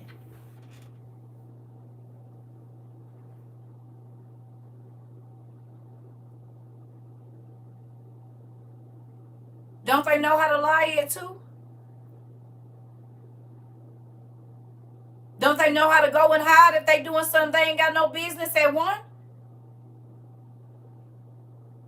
You can't walk good, but you know how to hide when you ain't. So that means you know right from wrong, because you would have did it right in front of me if you didn't know. That's the age of accountability. They can't even walk. They can crawl fast, but they'll put something in their mouth and know you coming to get it and crawl fast and try to ball down to keep you from getting it. Yes or no, and they 8 months old.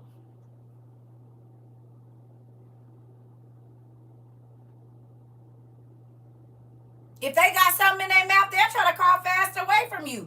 If you don't know what's wrong, why are you running? If you didn't know what was wrong, why you go hide in the closet? Or when you in the kitchen, you jump because you know you ain't supposed. You waited till I went upstairs and you 2 years old and go get in my cabinets, but you won't do it in front of me. Oh no, you know. There go your age of accountability.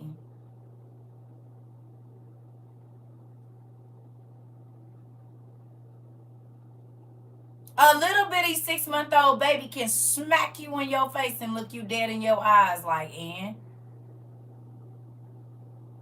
they won't do it to certain people, but they pick up another person, they'll smack the hell out of them again. Hold on, wait a minute. Why you don't do that to them and you only do it to me? Well, I didn't have those issues, but you know what I'm saying?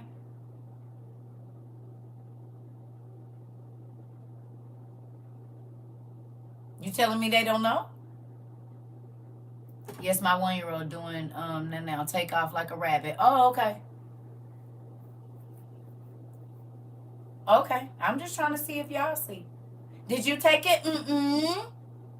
No. You try to say don't do that. They can't talk, but they know to cover your mouth and don't tell me I'm wrong. No, mommy. Don't say that. No, you're gonna. No. You're 1 year old and you don't want to hear what I have to say, so you take your hand and put it over my mouth and say no. And you mean they don't?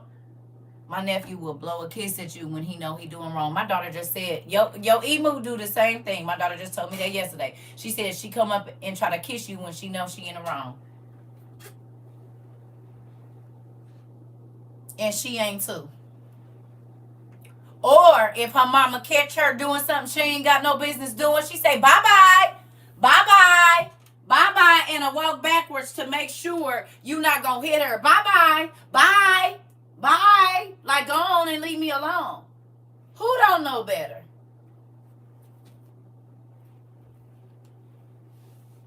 Full face of chocolate, but don't know what happened to it. And they lie. They're manipulative. So, what age of accountability, y'all?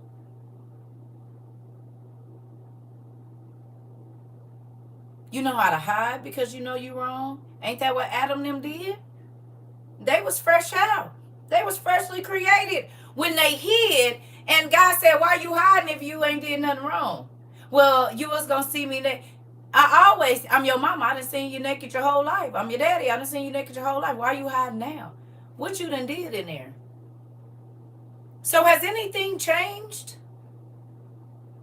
From the moment they are born, just like Adam and Eve was fresh out the press, they are doing what Adam and Eve did all those years ago. They know to do the same thing. Run and hide and try to cover themselves and cover their sin. Ain't nothing changed.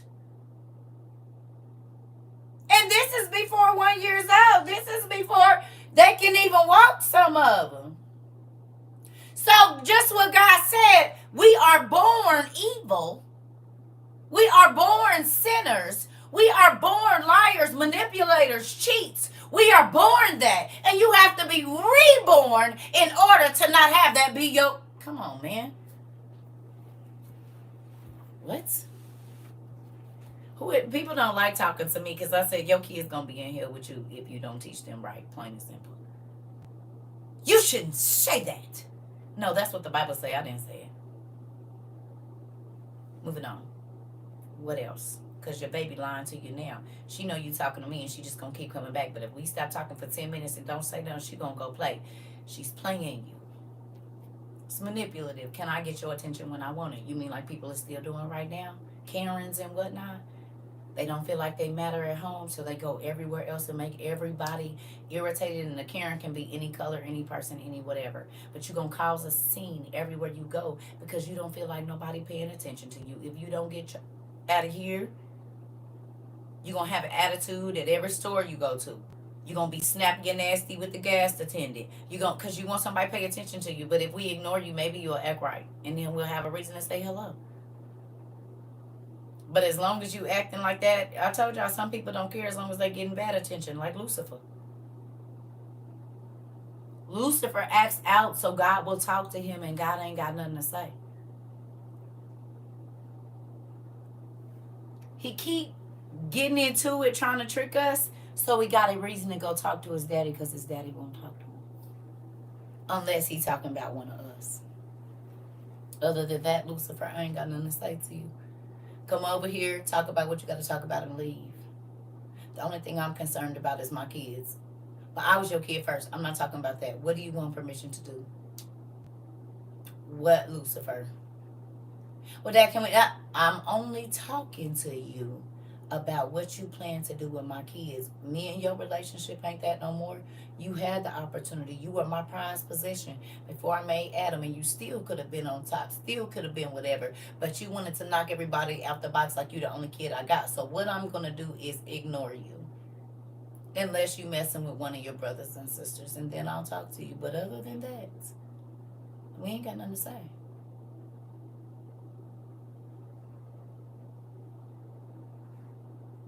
Kill shot. And y'all wonder why he angry. Him and his brothers. Of course they don't like us. I'm a child of God. Of course Lucifer hates me.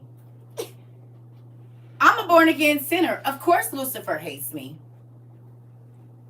I'm a receiver of the blood of Jesus. Of course Lucifer hates me. I'm a receiver of grace. Of course Lucifer hates me. I am a receiver of mercy. Of course Lucifer hates me. I got a chance to get back into heaven where he'll never be able to be ever again in life unless he's accusing one of us. Of course Lucifer hates me. Like what? I can mess up every day and he only got one shot at it. Of course Lucifer hates me. Like, we can go on.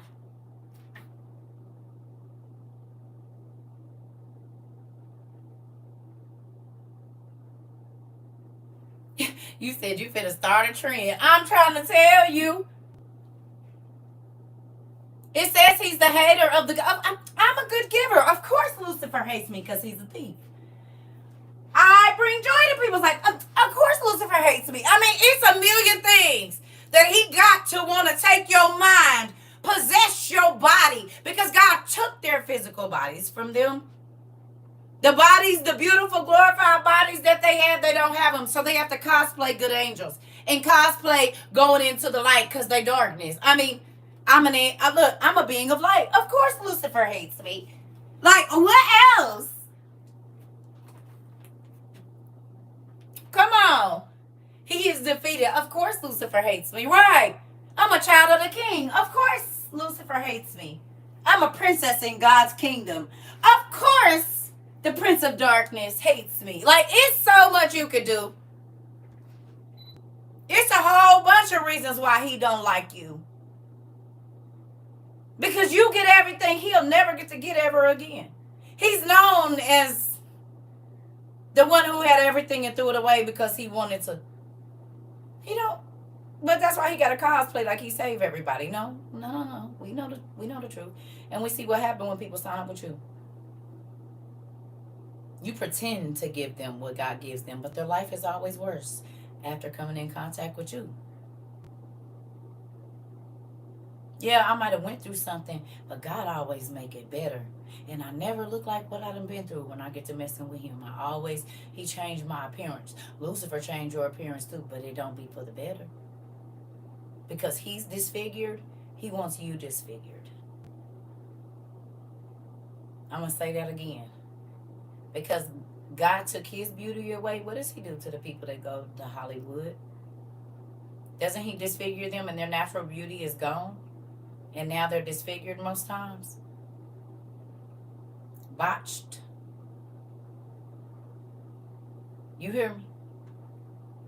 Because he feel like he don't have his beauty that he used to have no more. So he tells you that the natural way, the original way that God made you is not okay. Because he don't ever get to be his natural self. The beauty that God, he never gets to be that ever again. Everybody in Hollywood on that Ozempic, and they all look like skeletons. Oh, okay. Did y'all go try to find the names of that spirit? I mean, are y'all getting it? Is y'all picking up what I'm putting down? Kim Kardashian sacrificing her ribs for a corset. Okay. I done told y'all what happened to them people. Y'all better go study the people in Asia and different things and the digestive problems they have later on in life and stuff that be going on with their body, wearing all that stuff. Messing up your whole system. In the 20s and stuff like that, it was a lot of stuff going on with that. And their Yep. God took Lucifer's beauty, so he gonna take any. If you have natural, look at all of the people how beautiful they were before Hollywood, and now they be you be like, oh, is that you? If you see them with all that, without all the cosplay, oh no, baby. Oh no. Oh no. Thought you done saw the monster. I thought I saw the monster. Without all that contour and stuff, baby, please. I'll take this natural. But you don't like it, don't look at it. That's all I got to say. Well, you could. I could, but I ain't. I could, but I ain't. Nope. So as y'all can see, Lucifer is still up to his old tricks. I need some more coffee.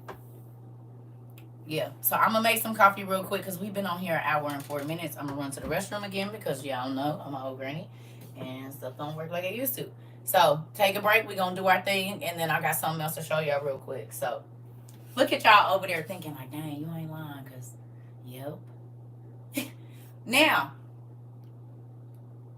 who wrote down in our class yesterday that when you transgress, God instantly starts to change your appearance? Y'all wrote that down? Everything that transgressed against God, he changed the appearance of it and withered it. Y'all said, and y'all already know most of what goes on in Hollywood is against God's laws and what he feels. There's a lot of stuff that go on. And they all be they start looking like monsters. If you see them in their most natural form, they can't cosplay like Lucifer. Lucifer cosplays the being of the light, but really, thank you, he's the darkness. But he can cosplay whatever he wants. And he shows other people how to cosplay things that they are not. Act. Right. And so whatever is in sin ends up getting withered. Whatever goes against God is getting withered up. He said the tree that don't produce fruit, I'm going to cut it down and throw it in the fire, the grass and all of it.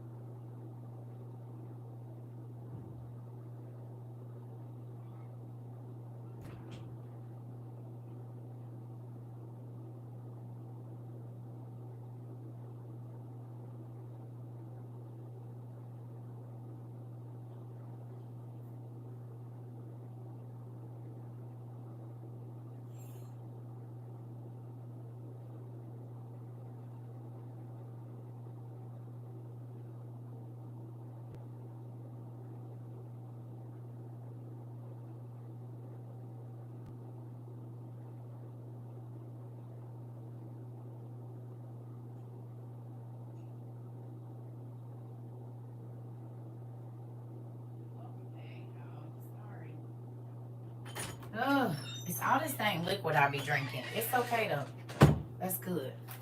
Everything works like it's supposed to. Okay, let's get this going. Sorry, y'all. All right. That's all right too. When I be making coffee, it be giving y'all time to think. Hopefully, when we go over subjects and talk about things here, it makes you think about your life and your experiences. Yes, no, maybe so. Do y'all when we have class, hopefully, and people be like, oh, she just be talking. No, because what good is words if you don't understand how to apply them to your life or where they fit in? It might not be your situation. You might be getting some information for somebody else. And we have several different people that are going through 7 different things in here, and so somebody, everything be for somebody. You heard me? Ain't nothing in here for nothing. You might have just got the answer for one of your loved ones and didn't even know it. They might, it could be a number of things. Yeah. So, people be like, she just be okay. But somebody just got something that just because they don't type in here, you don't know what questions people was asking in their mind. That's why I say just random stuff. And then they come over here and get their question answered. And maybe they never come back, but their question was answered, so they could go find out other answers, and they're going to keep asking God questions as long as their questions keep getting answered. You see what I'm saying? So then they just be talking to my daddy more and more and more and more. It's a win-win. It's a win-win. Long as you asking him questions, you going to get to where you need to be. That's all I want to do. That's why I be trying to get people to journal. Because you ain't doing nothing but talking to God when you journal. So if you don't know how to pray, maybe you wasn't raised in church or whatever, and you don't want to be superficial. CERCA food is running out here in Michigan. Went to the pantry today and they only gave me enough food for 1 week because she said they don't have enough.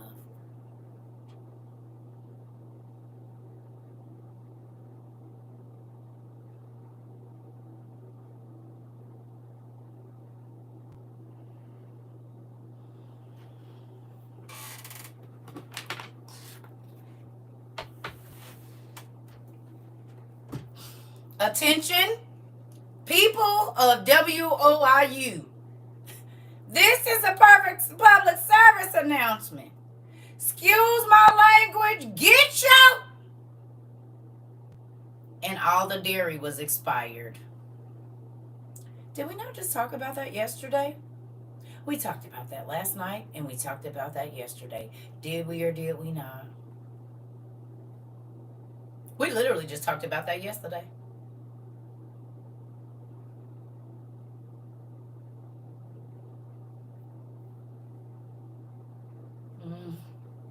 As we were yet speaking.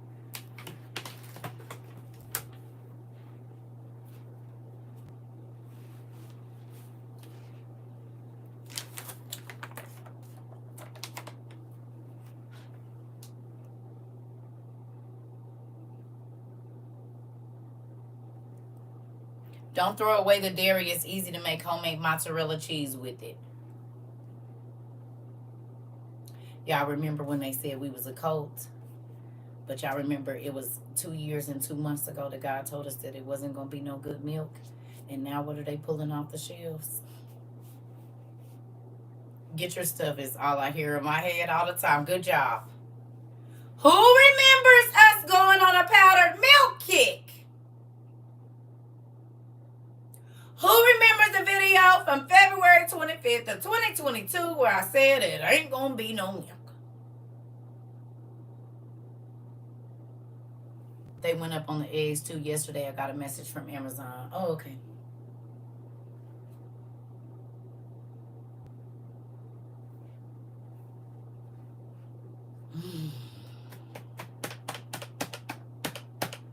Yes, my family said you still listening to that crazy lady. Ooh, they gonna wish they would have.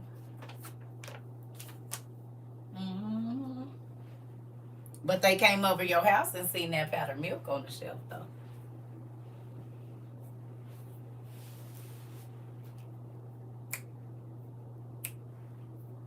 I said we ain't worried about it because our people is gonna be ready.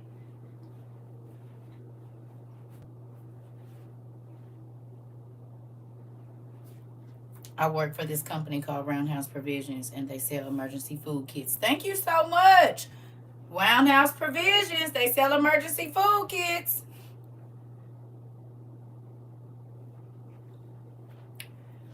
Taking my hand radio with me when I went out of town. Okay. I hear my stuff. You said, oh, no, they actually didn't know.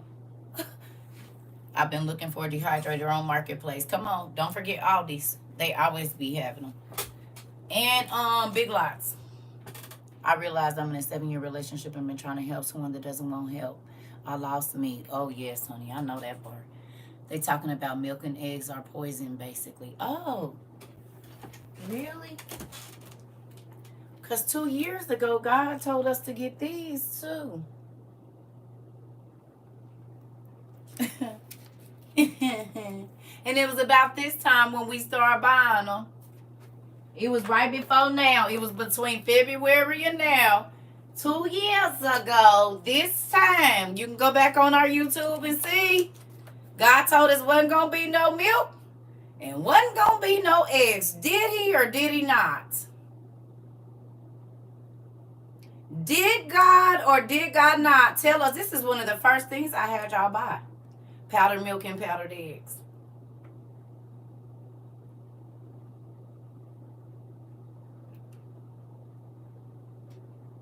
Now they're pulling the milk and the eggs.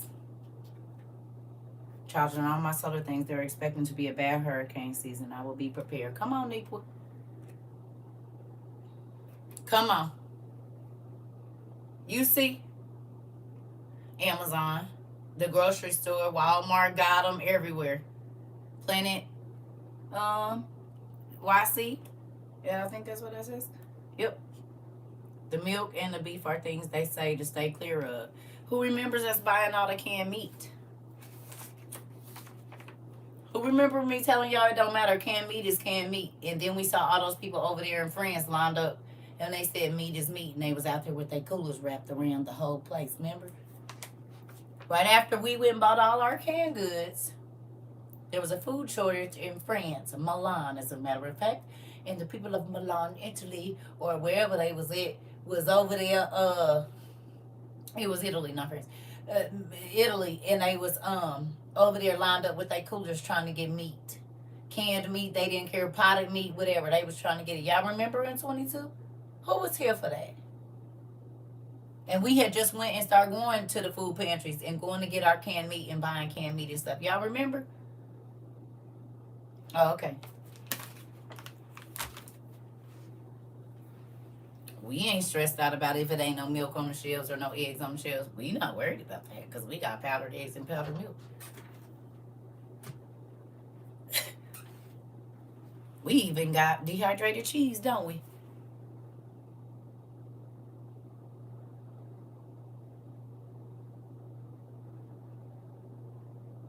You hear me? Don't we got dehydrated cheese? We got dehydrated heavy whipping cream. We got dehydrated all kinds of stuff. Don't we, y'all? All the stuff that ain't about to be on the shelves here pretty soon.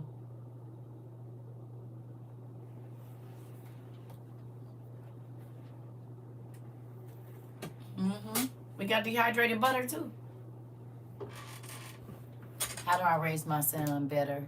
What are the things that I can teach him? Well, I don't know. I can't just give you all that today, but we got plenty of classes on YouTube and pretty much every day we talking about that kind of stuff.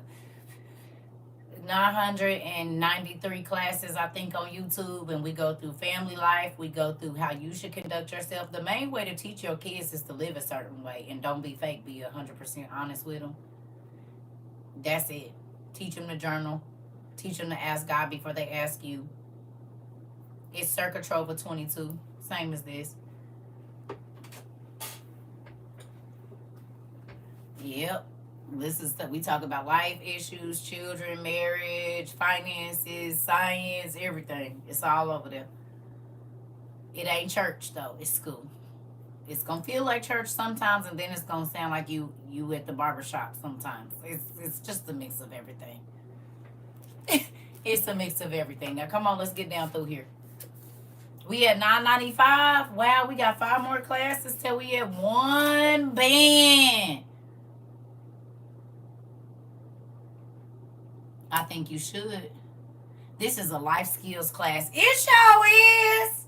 For every area, you hit it on the nail. It's a life skills class for every area. Your spiritual life, your finance, everything. We take care of everything over here, hun. Except for some things. Well, no, because our Friday nights take care of that too. So, yep, well-rounded all the way around. Listen, you said loud in the warehouse. Oh, Lord Jesus, sorry. Yes. We got to celebrate the 1000th one. I know, right? Bands will make us dance. And bet. When we make it to 1,000, that is the song that we gonna play. That used to be my song. Don't worry. That used to be my song, honey. I will. See, you playing now because I be one got the speaker. Don't play with me. But y'all can't hear it over here, so we'll wait. But baby, it is. Yeah, that's perfect. I told you. See, Marvin could help me with the music on our play, because a lot of songs that I would probably you gonna be on the music department. You hear me? Because he know the songs to input here. That part, me too.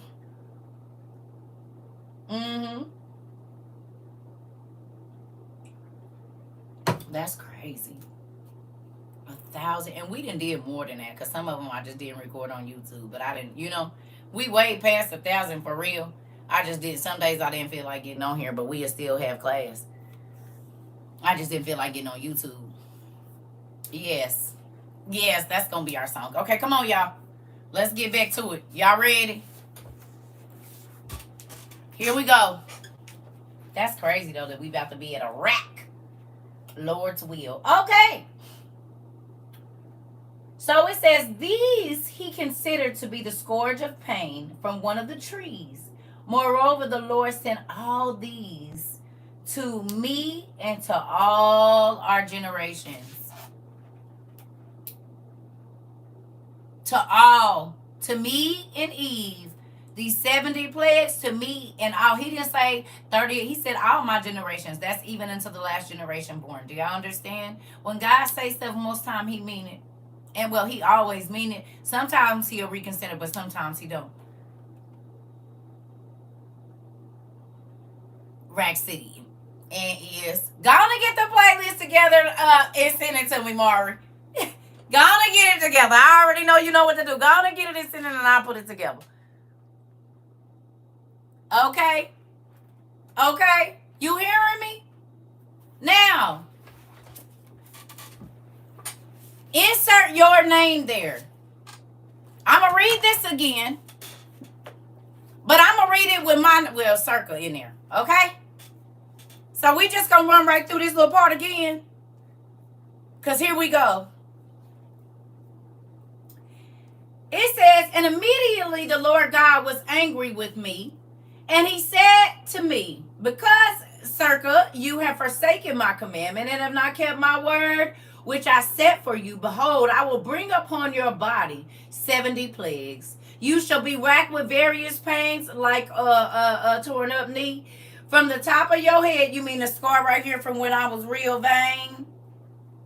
And my eyes ain't too much working like they used to because they probably didn't see some stuff they ain't supposed to see. You hear me? Pretty cool. That makes me excited. Miss Angie B. Okay? So look at this. Now, you shall be racked with various pains from the top of your head and the eyes and the ears and down to the nails of the feet, and each in each separate limb. These he considered to be the scourge of pain for the one from one of the trees. Moreover, the Lord sent all these plagues to CERCA and to all her generations. You do not want God to curse your lineage because you are so evil and so horrible and so hurtful. There are people that are suffering because there was such an evil person that might have started their family line, that they're... How many people have been affected from drug addicted parents or parents that was loose and didn't know how to be by themselves, and so there were things that happened to their children that have a lasting effect, and those children hurt other children? How many people have had an alcoholic parent or something, and they would abuse you mentally, maybe never physically, but mentally, and it's then messed up your head to where now you need medicine to not think about the things, so then so there becomes a chemical dependency in the family to be able to cope with all of the things that's going on.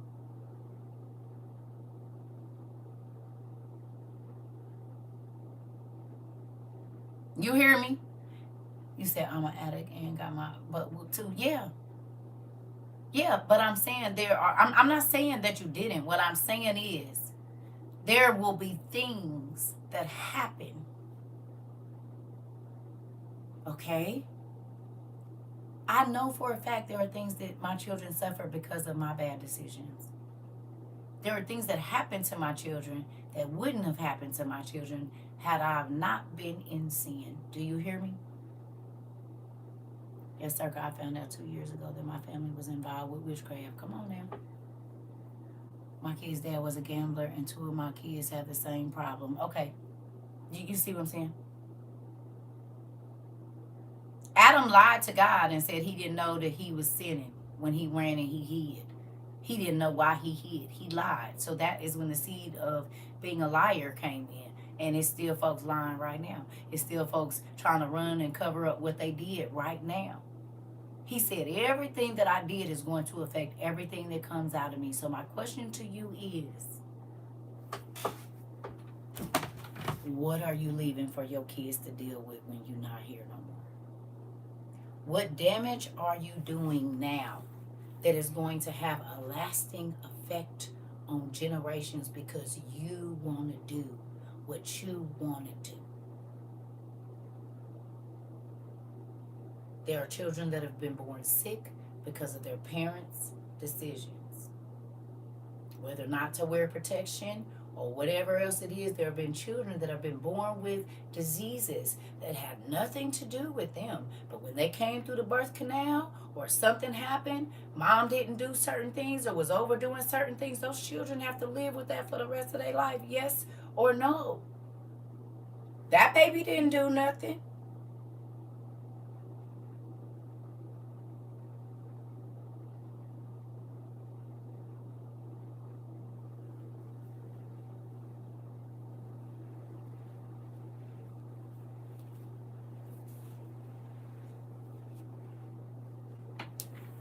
But that baby is going to have to live with the effects of mom and dad's decisions for the rest of their life, will they or will they not? Yes. So my question to you is, how you live now will affect your lineage. What you sow into them will be sown into the generations. What seeds are you sowing? Are you showing a loose woman, a loose man? What are you showing them? You are showing your children relationship. Are you showing the generations of women that are going to come out of you to deal with abuse? Oh, my grandma, my daddy, my grandma, my granddaddy used to fight.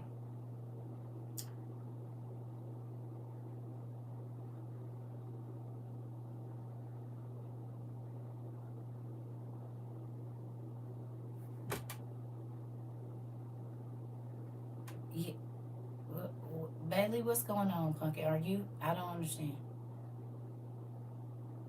Yeah, we understand that, but your children still will go through. Okay, prime example. Do children that have addicted parents not suffer? I know they do because I had my listen. That kid ain't getting high. The parent is. And it be no food, no this, no that. So, yes, you can make whatever decision you want to, but your children are, even if you think they don't know, they do. Because people talk. My mom let my dad cheat on her through their marriage, and now the man that I love and is married to, come on. You teach your children what to deal with. If you teach your women to find men that's going to mentally and physically and emotionally abuse them, they will go get that. Yes, because my mom was an addict, and I had to watch her. Come on. Come on. And watch the folks running in and out and all of that. I already know how it go. No food, no lights, no phone, no clothes, getting teased at school because you're dirty or whatever else. I already know how it go. And the children be making vows for their life that they will never be like their parents. And on top of that, neglect emotional issues and physically, emotionally, spiritually. Yes. Yes. Because I don't look like what I've been through. I'm a ball heart. I know. My grandmother was an alcoholic. My grandmother was a bad, I told y'all, she used to shoot at my mama name and everything. She went to jail for unaliving somebody and left her kids, and she didn't remember it because she was drunk and all of this. And so her kids suffered for 9 years without their mama. And I think when my grandma went to jail, my mama was 12. And she had 3-4 little brothers and sisters under her. So listen to me. Yes.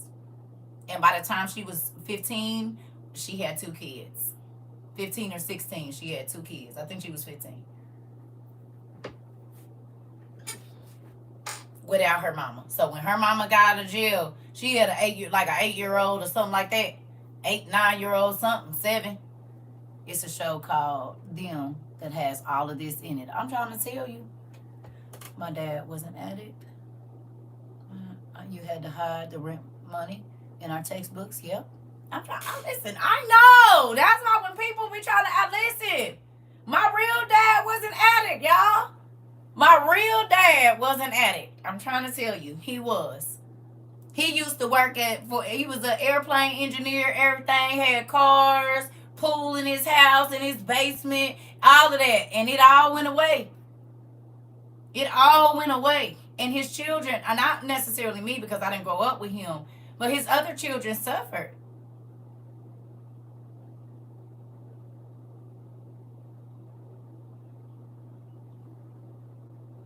Okay? And that could be in it. But listen, that don't kids that have parents that have shopping addictions, they suffer too.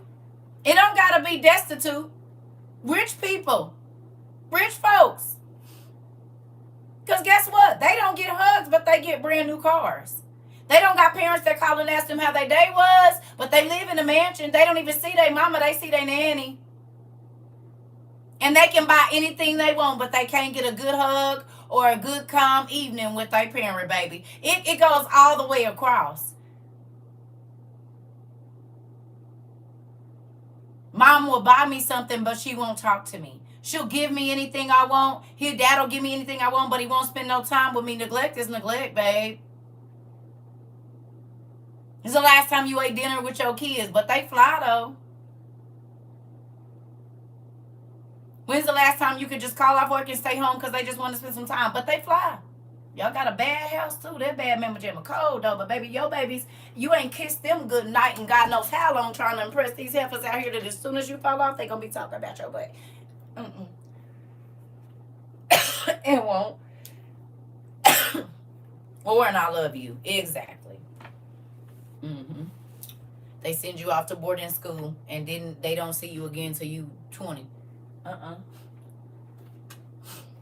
You said I had one of them too. I'm trying to tell you, a house full of that shopping addiction. Right. Shopping addiction is just as bad. And people say, why does God let all that bad stuff happen? He doesn't. We are cursed with these plagues. Come on now. From the first. So what curses are you starting in your generations? That's why I asked this question. And this is why I beg y'all to journal. And so you can find out what's wrong, what's right. You can look at your life from your own view, from your own words, going back. That's what I said. I can go back to journals all the way to 2015, 2012, and see where my mind was at. And I'll know if I'm still there or not by how I feel when I read what I'm getting ready to read.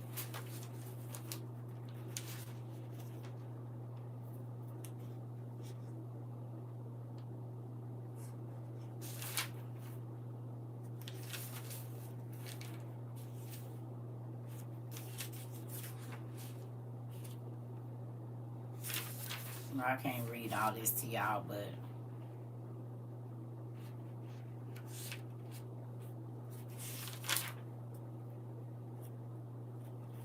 anyway, you can go back through and see where your life was, what you was thinking, and see if you didn't change. You can see how you interacted with other people too, and know if you should stay or go.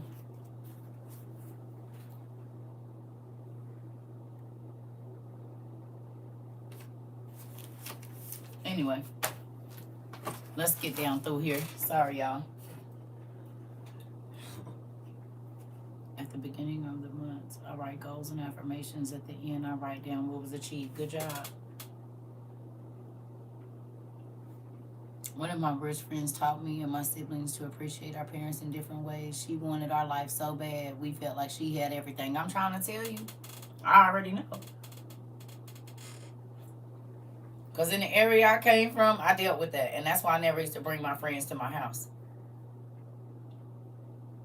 I brought a couple of friends to my house, and when I did, after that, they acted funny to me. Don't be trying to act like you from this and that, and so then I quit taking people to my house. I'll come to your house. No, you don't need to come spend the night in my house, because I don't want to hear nothing about how you would love to live here and all this other stuff, because I don't like it. It look pretty, but it's real scary in here.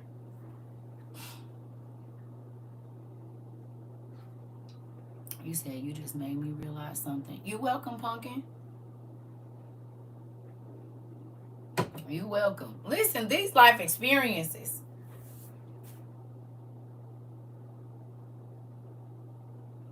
Listen. Nunu. And was.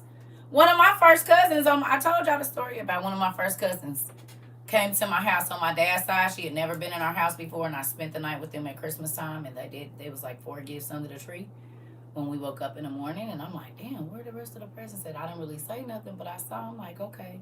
So she kept saying, let's go to your house, let's go to your house. I'm like, no. She like, come on, you don't want to go open your presents? I was like, I'll open them when I go home in a couple of days. She, come on, let's go. So finally we go to my house, man.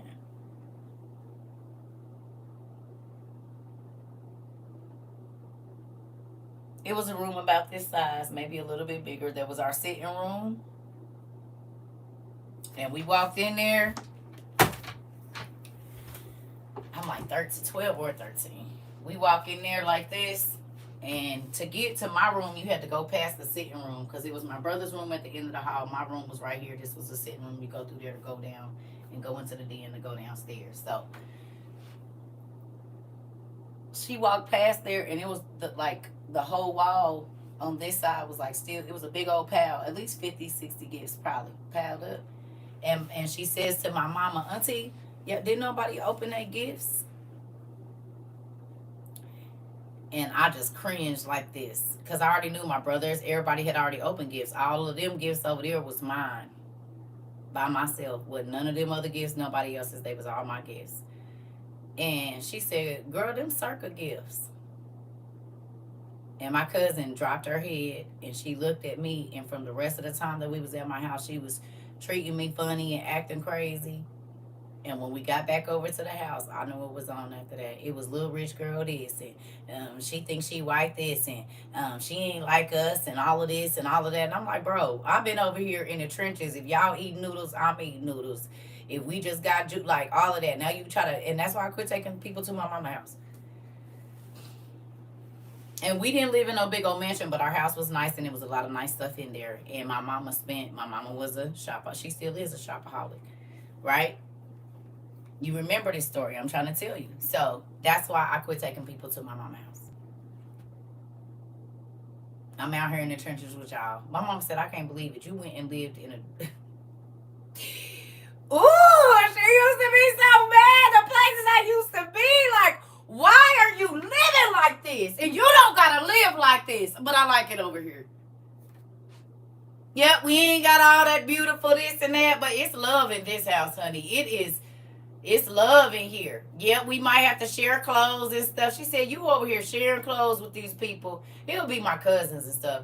And you got 2 closets full of clothes, brand new with the tags on them. And you would rather sleep over here and do this and eat bologna sandwiches and drink Kool-Aid because you didn't let us do it.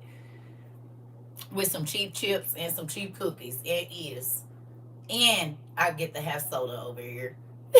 I said, look here, you can keep the good look. I'm out of here. I'm going to the hood. I'm about to go over here and see what they doing. The lights is off. Well, fine. I learned how to live with candles. I learned how to flush the toilet when it ain't no water. I learned how to cook when you ain't got electricity. I learned how to shave soap on a grater, like to wash the dishes and wash your clothes. My mom was like, and you don't even gotta live like, she'll tell people, honey, she used to just, I don't know what's wrong with her. Listen, shower in the dark. Listen, no electricity, so you spray your clothes down after they come off the line and put them under your mattress crease so they can crease up real good and people think you ironed your clothes. I learned all of that living with my other peoples, not my mama's house. I learned all that living over there.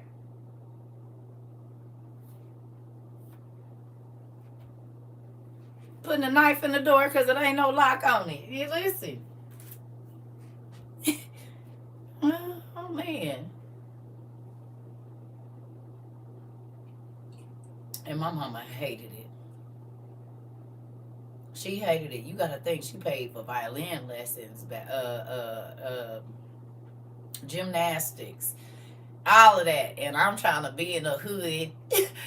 It's standing out on the corner with the people. You know what I'm saying? She wanted me. That ain't my life. boiling water on the stove, poured it in a tub, and add cold water and take a bath, and did. See, you don't understand. My auntie didn't have no water. So she was going to wait till the neighbors went to work and get the water hose and fill up all her 5-gallon buckets. She was going to put the water hose through the window to fill up the back of the toilet, and fill up the sink, and then fill up the tub. You hear me? All of that.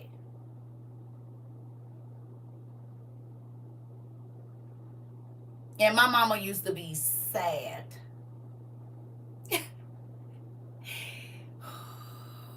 She used to be so mad at me, like, I just don't understand. Listen here. She used to be so mad, like, why? Because I'm out here like Jesus with the peoples. You hear me? I'm out here. And I was happy.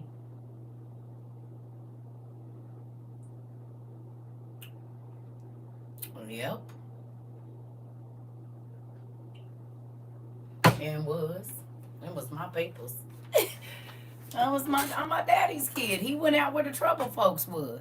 I stayed home, leaving cooked meals at home for some Oriental noodles. And did, girl. And did. Living our best lives. And was. And was in the trap house. I'm out here. You ain't mean I'm out here. We all over the neighborhood. And listen, I would have never been able to do that at my mama's house. Never. Never, ever, ever. It was. But you know what? Let me tell you something.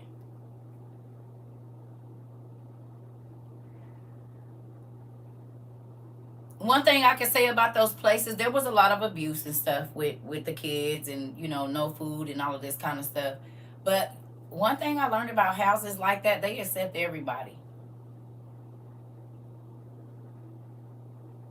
I told you I used to see doctors, judges, everything, because my auntie used to go. So I saw all kind of people. And I ain't talking about just black. I'm talking about white, old, white.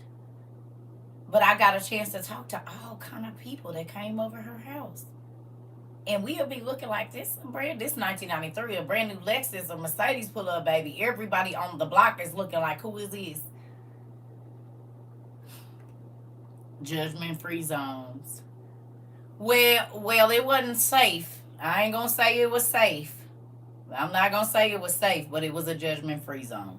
It wasn't safe, but it was a judgment-free zone. It was not a safe place. So, genuine question: do you think that because the way your mom was in? Wait a minute, hold on. You know I can't see Mark. I can. So, genuine question: do you think that because the way your mom was, is that what you went around, or do you feel like your purpose definitely was always going to take you on that route? Yeah, I do. I'm a Moses in real life. I'm a Moses. I didn't even live around my real dad's side of the family, right? I thought I was this person. And then I found out later that I wasn't. But the family that I was raised in, like with Pharaoh, was like royalty in the city that I lived in. Everybody knew them. They were very successful people, all of that. And then when I got older, I started seeing the injustices. I told you, my grandma kicked me out when I was 10. I was young. She kicked me out the church. She's not my biological grandmother, but I was her first grandkid. You hear me? So I have been around and seen a lot of stuff. It wasn't just my mom and them. It was everybody around me.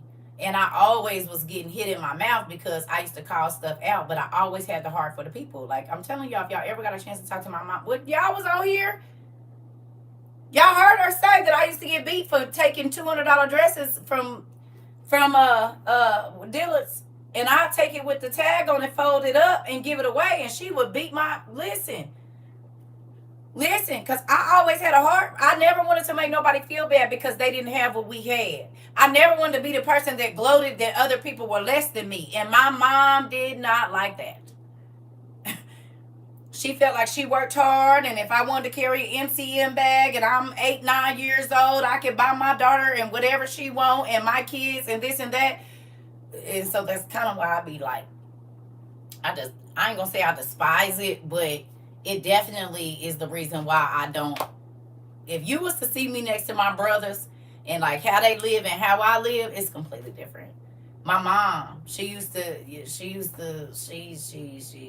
be like, you just want to live in squalor. I didn't work this hard, 3 jobs. I go for you to be.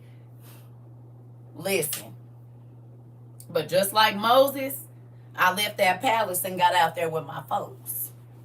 Y'all hungry? I'ma be hungry. Y'all ain't got no nice clothes? I'm not gonna have no nice clothes. And even like the people, the guys that I used to run into when I was out and about, and just people, period. They always did things for me because they saw me doing stuff. They said, "You really will give your last to people." Yeah, and they be like, "That's why I F's with you." Niggas in the hood and everything. I'm trying to tell you. I told y'all one of my homeboys came and saw my candy store was going good, but he saw me giving away candy to kids that didn't have no money. He saw me giving away muffins and stuff to kids that he knew wasn't eating. And so he was like, "Bet, you taking care of the hood. I gotta take care of you." You see what I'm saying? So that whole cheerful giver thing has been my life.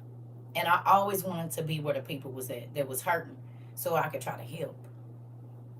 You know what I mean? I can't see people in pain and going through stuff and be okay with that. Like, that's not okay for me. Like, it has never been okay for me. Never, even as a child.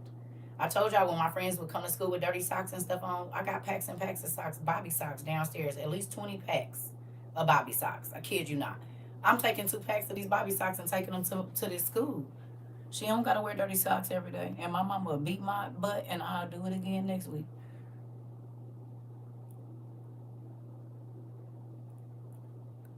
And do Sarah.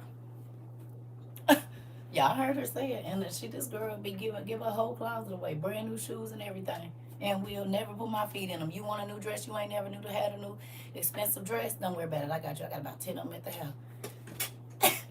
Oh, I got about 10 of them. You want some nice slacks like these? I got some. Don't worry about it. I got shoes and everything. What, you need panties? I got panties too. We got deodorant. We got everything. I used to just be making care packages for people. We got enough to share. And do. And she used to beat my butt every time. I didn't care. I was going to do it again tomorrow. Let somebody come to school and say they hungry. I'm bringing enough food for everybody. Anybody that I know ain't got no lunch, I seen you can't eat lunch, I'm bringing you a sandwich tomorrow and some chips and the same snacks I got you going in. And I just put it in a little cubby and go on, get to school early. You hear me? That's been me my whole life. Yep. And I'm grateful for it though, because that's the heart of God. God can't see a need and not feel it.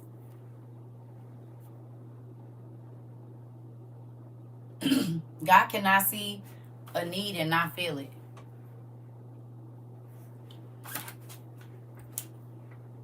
And we'll save my star for a meal and give you mine. Come on, that part, Janelle.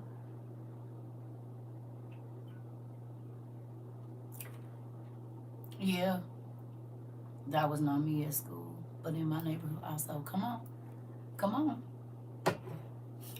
And when you do that, God, see, when you bless other people and you don't want to see nobody else in pain, then God will continually bless you because he knows you're just going to keep blessing people.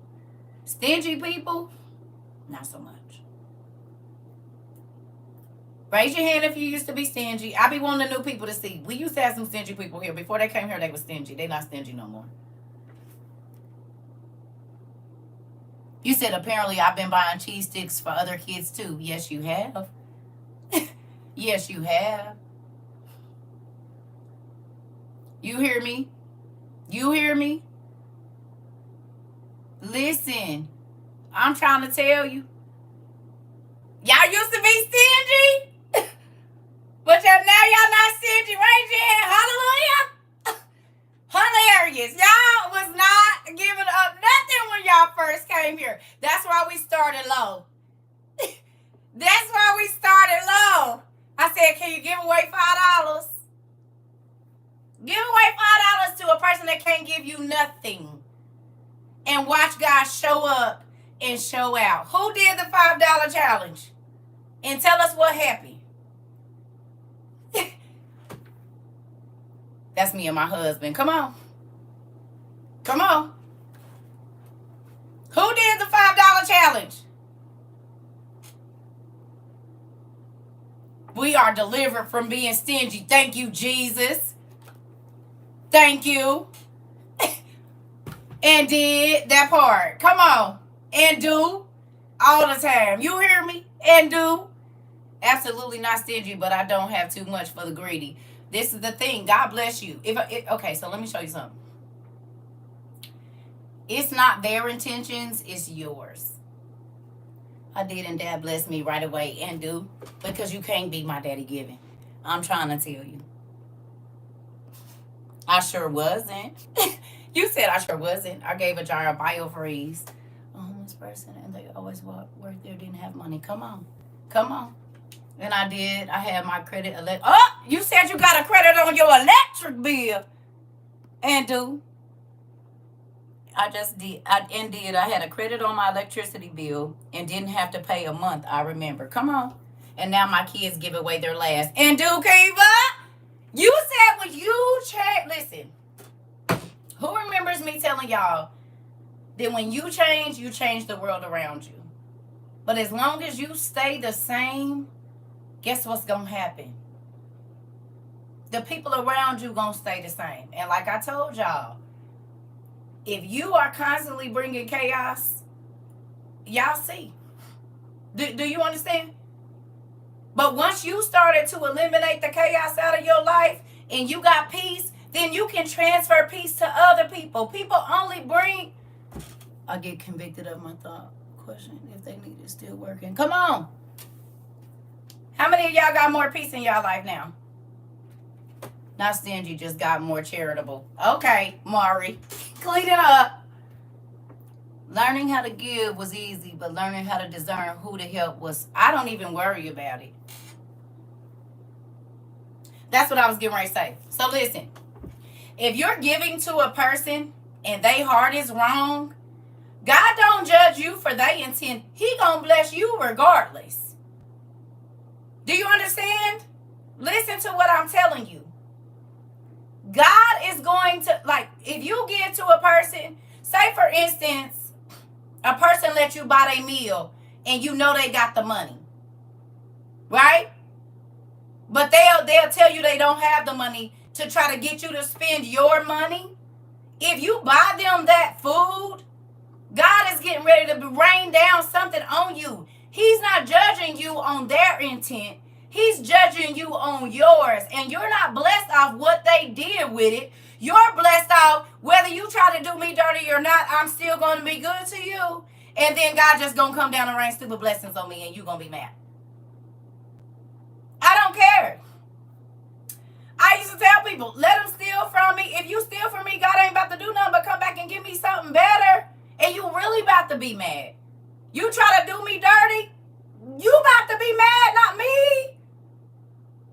You cannot get over on God. He don't judge. That's why if I give somebody something, they about to take it and get high, that ain't got nothing to do with me. That don't have absolutely anything to do with me. If you are trying to get over, you gonna have to suffer that. Not me.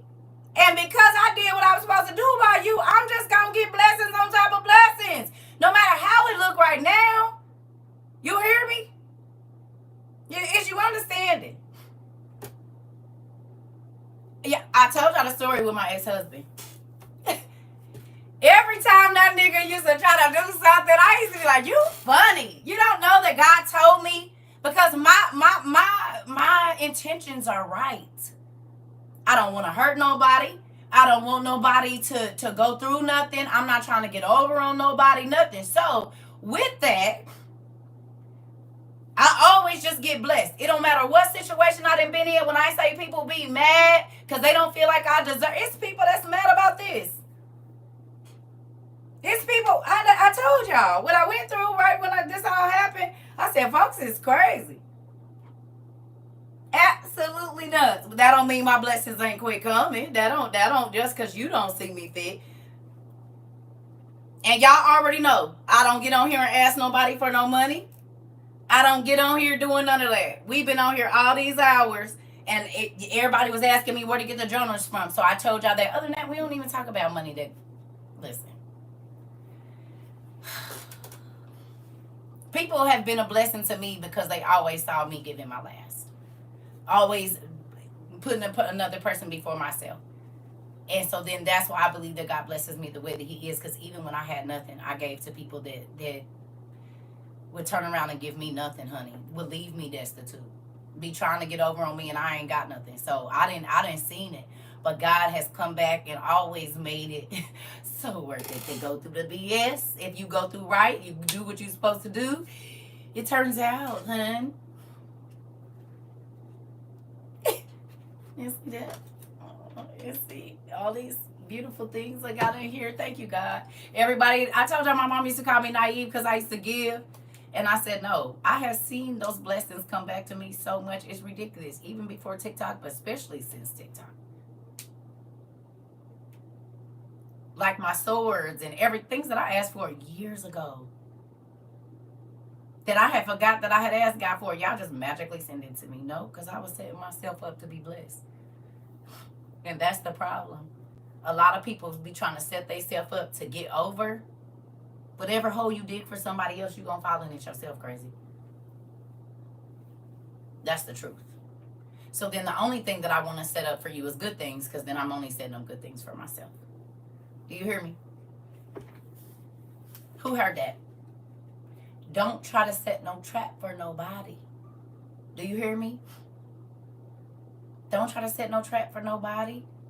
Set a blessing. Remember I said you don't want to be the person that break a person down to nothing. You want to be the person that left that person in a better situation than you found them. Because then they will never ever forget you. The things that you taught them and the way that you changed their life, they stick.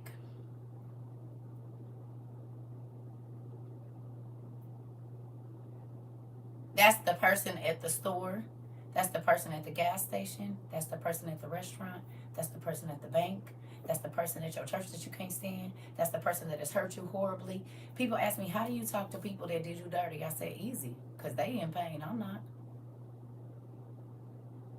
Whatever you caused me when I was with you, I don't have that pain anymore. But you have to think about how you did me and wonder, what's going on with me. But I don't wonder about what's going on with you. Because my assignment with you is over. You hear me? I'm going to be honest. I told y'all I have to go look at pictures to try to remember my ex-husband's face. And that's bad. This is the longest relationship I ever had in my life. And I can't even remember your face, sir. That's how far I want you removed from my memory. Especially when I didn't try to do nothing but upgrade your life. And you didn't do nothing but try to make mine horrible. Or siphon what you could to make yours better and leave me destitute. What do I have to feel? You didn't leave me with nothing. Because God had healed all them scars. So what did you think was going to be there?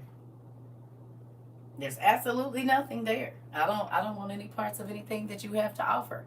If you did me crazy, I forgive you. I just don't want you around me. Y'all done heard me say that how many times? And that's family include. I don't care about that. I've been a loner my whole life. Period. And I'm okay with it. Because being a loner, I don't have to deal with a whole bunch of crazy stuff that don't even got nothing to do with me.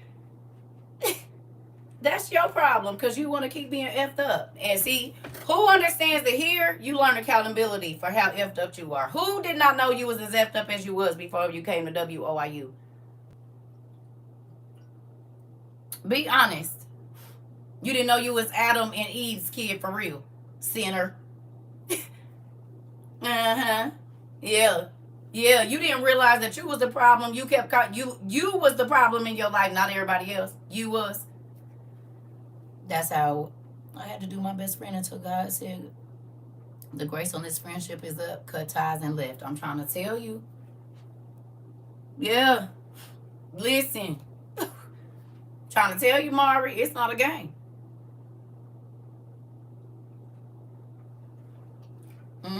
And once you start working on yourself for real, you know what happened? The people that was going to keep you your sick self fell off, didn't they? The people that was going to keep you living the same life over and over and over again, they just magically went away. Because once people see you start to change and they can't deal with you the same way that they used to deal with you, or they can't move around you the way they used to, they don't want to be bothered. So then your headache go away. And you start to see, oh, what you want? Oh, I ain't on that. I'm about to move around. Oh, okay, good. Good job. Good job. Because I'm not stopping my progress. I don't want to be on no merry-go-round. I don't want to be on no roller coaster. I want my life to be like this, baby, stable. You hear me? And stable don't mean, oh, I'm always going to have what I want. I'm talking about mentally stable. Because as you can see, money, fame, fortune, that ain't stopping folks from unaliving themselves. That's not stopping them from putting themselves in dangerous situations. That's not stopping nothing. So none of that means anything. Do you understand? But if your mind is strong, and I'm not saying strong in the wrong things, I'm saying strong in God. Like, God, what you want me to do? How you want me to handle this person? What do you want me to say? Like, your life get better. I don't want to go around hurting people. I don't want to go around being a problem for people. I don't want to go around causing other people pain, because that don't do nothing but bring more of that back to me. No. Absolutely not. And so when you look and you see Adam and Eve's things that they did are the reason we have pain now. Now, we're not blaming nobody. You see what I'm saying? We ain't blaming anyone. But what we're not going to do also is act like we don't know why stuff happened in our life. We don't. And he'll put it on your heart and on your mind not to do it, but you go and you do what you want to do. And then you're mad at him because exactly what he told you was going to happen. Well, then you should have listened. And had to stand 10 toes down on it. I'm trying. That part. Excuse me. So understand this, family. When you change okay, prime example. Since y'all been applying what you learned here, be a better relationship with your children, better relationship with your parents, better relationship with your boss at work, better relationship with your spouse. There's more peace in your home. Ain't as much chaos and yelling and screaming and hollering. There's more agreement. Do you hear me? Because whenever you allow God to change your life, he brings peace with him. Now, it ain't saying you ain't going to go through nothing, but he bring peace with him. He don't bring you trouble. He don't bring you chaos. He's not bringing you all of that. Those are things that the devil brings. You see what I'm saying? If a person ain't trying to calm your life down, the only other opposite of that is to make it buck. You hear me? I might not have everything I want, but I got everything I need and don't want nothing else. I don't want anything else. Thank you, God. The peace I have right now, I won't let anybody interrupt it. Not even, that's why I don't live with my kids. They've been trying to get me to ask them. They've been trying to get me to come back home since they had them kids. Nope. I'll come visit, and then mom's coming back to her house, because when I wake up, there's no drama at my house. If I don't answer my phone, there are no problems. Y'all know all my stuff be on private anyway. So if I don't answer my phone, I don't have nothing to be upset about. I don't got nothing to be irritated about. I don't have no drama. And like I told y'all, people that keep drama up, I'm going to try to help you get to the solution. You don't want to get to the solution, guess what you won't be doing? Getting an answered call from me. I'm going to look at it and turn it back over. Because if you keep up drama and chaos, that means you're just going to, that's going to infiltrate my life. And it's peace over here. And I'm okay with my books, my crayons, and all the other crazy things that my WOIU family just sent me. No, thank you. I don't want no parts of it.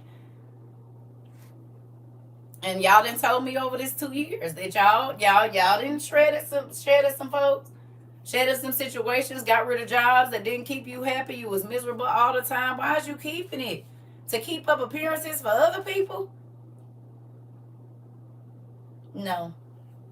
And you don't know they talking about you anyway. They talking about why you don't deserve what you have. Then when you don't have it, see, like, so either way it go, you better make sure you happy in your life.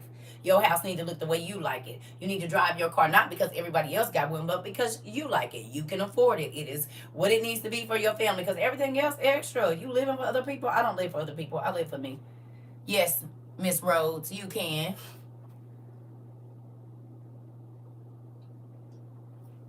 Mm-hmm.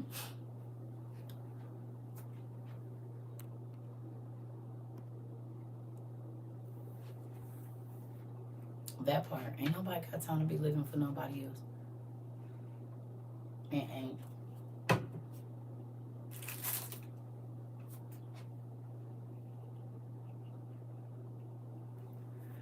Oh, I'm hungry.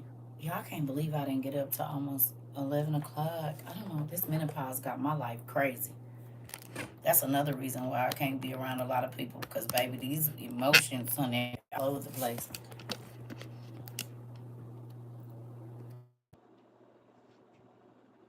My devotional was solutions. And I've heard that word so much today. What does it mean? It means stop talking about what the problems. You already know. That means you talking about the problem and what's wrong more than talking about what you want to see.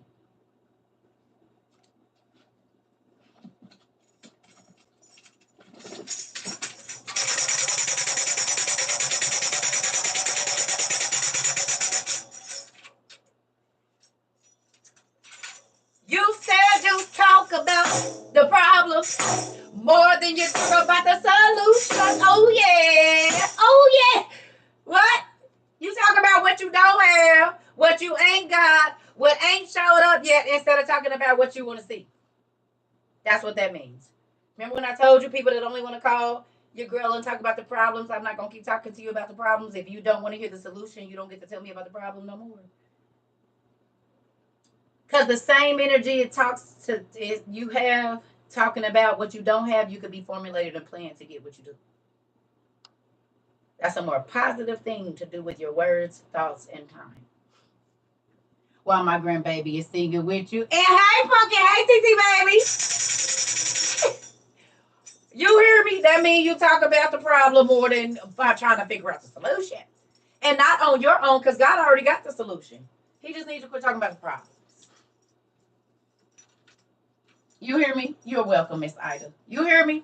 Don't talk about the problems. She said, hi, Titi. Listen, remember when I told y'all people would call me and they just gonna keep repeating? I'm not listening to this no more. So do you want the solution? You just not listening. You just, I'm calling the vent. No, you calling and talking about the same thing you've been talking about. And what I don't have time. I could be reading a book. I could be coloring. I could be making something. No. God wants you to ask him. I think I don't, but maybe I do then. Okay. What are some things that uh I whatever you don't see around that part? Come on. All the people in the world stone. I pray and leave it alone. That's why I'm confused. Do you still think about it? Or do you say, okay, so you might pray about it, but watch your words. That can be the only thing. That because if it's giving you solutions saying you need to find, that means that the problem is more in your mind than the solution. And the solution is letting God take care of it. But also, I mean, this is the thing. You don't gotta say it to be thinking about it. You might not say it out loud, but and see, right there, that's it. I said it, you typed it at the exact same moment. Uh-huh. Which means you ain't put it in his hands yet. You're still thinking about the problem, what you don't have, whatever that might be. What's not there, instead of thinking about how it's gonna get to you. Just because you don't say it don't mean you ain't thinking it. And thoughts can be more, evasive than words. Invasive in real life.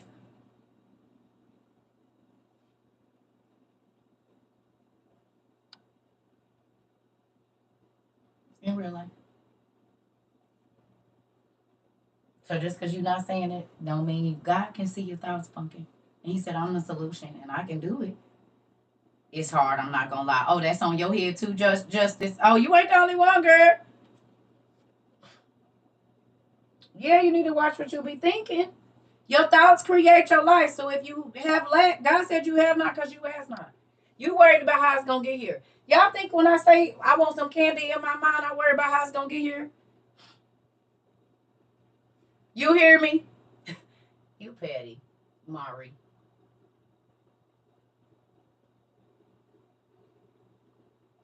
When I think in my mind, ooh, some mango candy would be amazing. I didn't know he was gonna not make, but have Isabel send me what I've been looking for all the way here, or whatever it is. See, y'all be worried about how it's gonna come. That's not what you're supposed to do. You're only supposed to worry about what you want and making sure that you're lining up as far as your finances or whatever it is. You want to be a wife or a husband. Have you went and talked to people that actually had good relationships? Have you been a good husband or wife to God, or have you been a good, able to stay celibate and do the things he's asking you to do? Because let me tell you something, if you can't do it for an invisible person, you won't be able to do it for a real person. Because the first time they make you mad, you're going to get over or under someone else. And your vows go out the window. But if you can keep your celibacy to yourself and actually do what God is asking you to do and let him be your other person to train you into the spouse you're supposed to be, guess what happens? Whether that person does right or not, you still accomplish your goal of being a good spouse or a good parent or a good employee or a good, whatever it is. Because just because you're a good employer don't mean that your employees is going to always be right, but you did right. You hear me? I'm a witness. I was thinking about what I needed and he sent it. I don't, right. Honey, I don't want to. Because worrying about it mean you don't believe he going to do it. Dad, I need this. What do you think the thank you list is for? You can write 1,000 thank you lists and leave them. I got thank you lists all over and everything just about. I done synced it. And I've been doing them since 2012. And it ain't too many of them on there that I can't say I ain't seen what I wrote down. And that's in reference to my kids, my grandkids, my family, everything. My problems, my heartache. Wisdom, knowledge, and understanding was on my thank you list, y'all. Y'all don't think he showed up and showed out? I told him I wanted a beautiful wood library with books from all over the world about all different subjects. Did he not do it? Yeah, I wasn't here when I prayed that prayer. But I started going to the Goodwill and I got books for other people and I got books for myself. I bought books for all kinds of people. They wanted to start a business, whatever it was, I bought books. Well, now people buy me books all the time. So much so that I have to say, please don't send me any more books because I don't have space.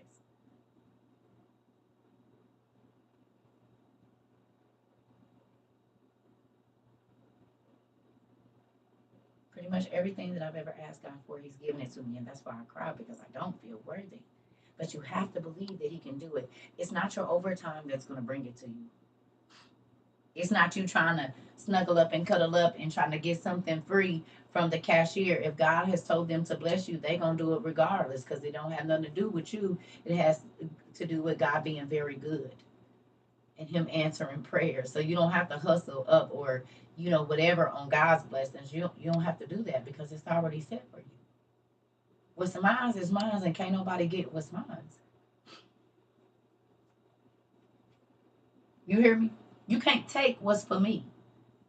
And even if you try to go in front of me, you might get it, but even when it comes to me, honey, I'm going to get what I need, honey. And it's going to be, because see, I had plans on sharing what God gave me with you.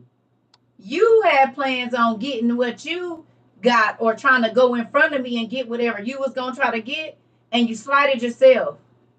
You shortcutted your own self trying to shortcut me, right? My intentions was to share with you. Your intentions was to one up me. So we're not going to get the same blessing. Because God loves a cheerful giver. And he don't like deceitful people.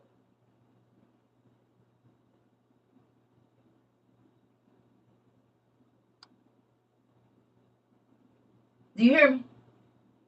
God gonna give me extra because he know I'm gonna give it away. God might not give you extra because he know you plan on keeping that and getting somebody else's for yourself. So why would he give you extra and you just worried about yourself?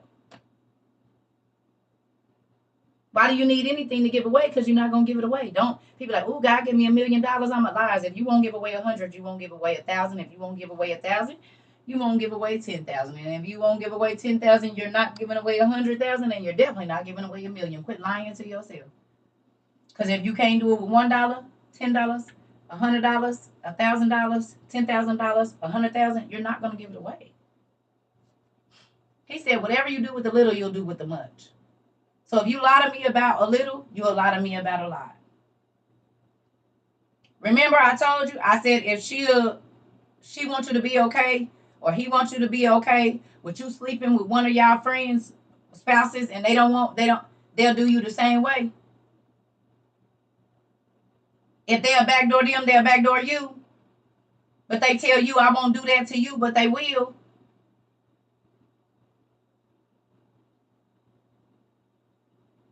Character is character. If you'll cheat with her,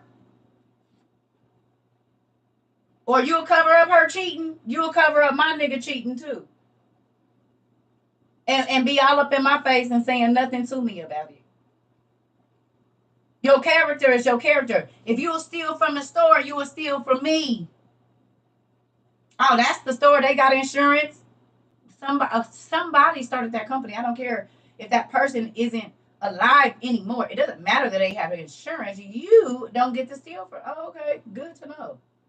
Don't never let me leave nothing around you, because you will pick my stuff up, especially if you think I don't know. But see, I baits folks. That's why a lot of people, honey, I'm gonna bait you. If it's your first time in my house, definitely gonna bait you every single time. I'm gonna bait you every time. I'm gonna lay some bait out. I need to see what type of person you are. This niggas too. Now you might have met me fully clothed, but when you come, I might have on some little shorts, and I'm gonna see how grabby you get in the confines of this home or whatever it is. See how voyeurist you act. Like, is you gonna try to always sit by, or you gonna have respect? Like, because it don't matter what I wear, and I'm not trying to tempt you. I'm trying to see what you want. I'm gonna bring the hoe around that don't know how to sit down, always walking hard, and all of that. I'm gonna bring her around, the one that I know that'll sneak behind my back. And I'm gonna see how often y'all talk. I'm gonna see how y'all hee ha ha. I know what it is. She'll backdoor me, and you will too. I done told y'all the story. Told y'all the stories. It's not a game. The Bible say try the spirit by the spirit. And you ain't got to say nothing. All you got to do is put a situation together and see what goes on, and you'll see the truth.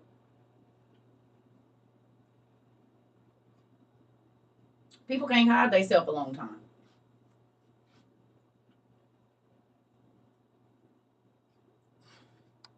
And envy and jealousy, they really can't hide. They will have the stomach virus face. Anytime they say anything, somebody say something positive about you, you guaranteed it's going to be a negative comment. He's trying to start up your engine in there. What's going on over there?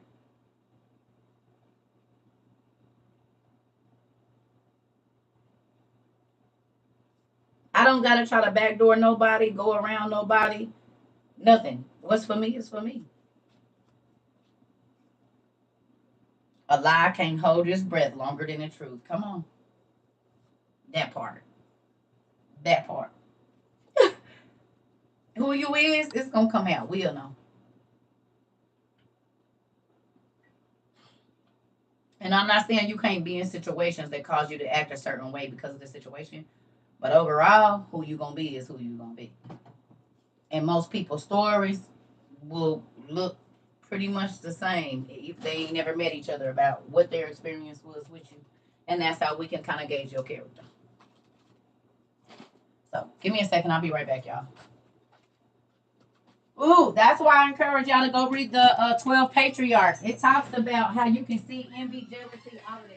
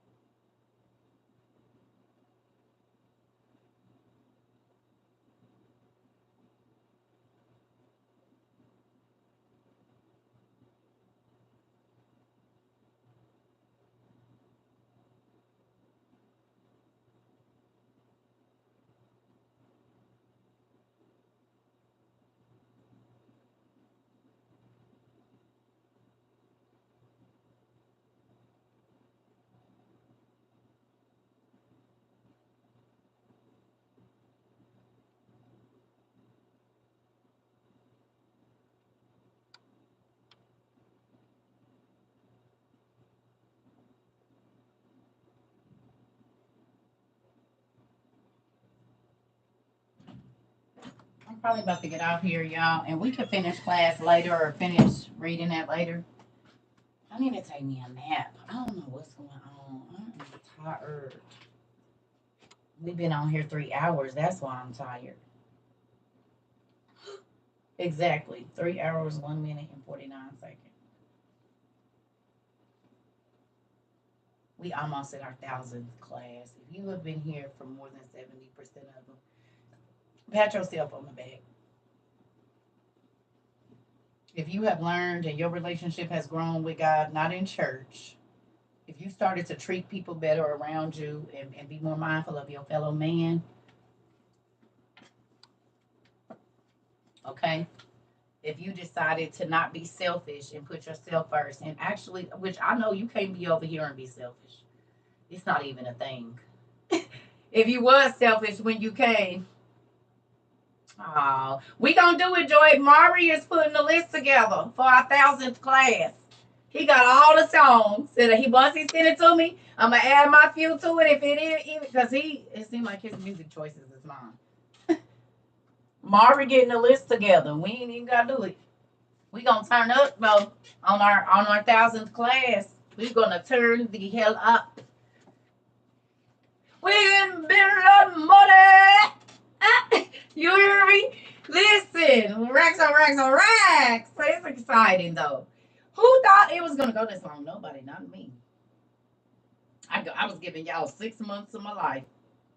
Now I'm gonna tell y'all this, and then I'm gonna go. Y'all wanna know what's crazy? Who remembers me telling y'all I had a 30, 60, 90-day rule?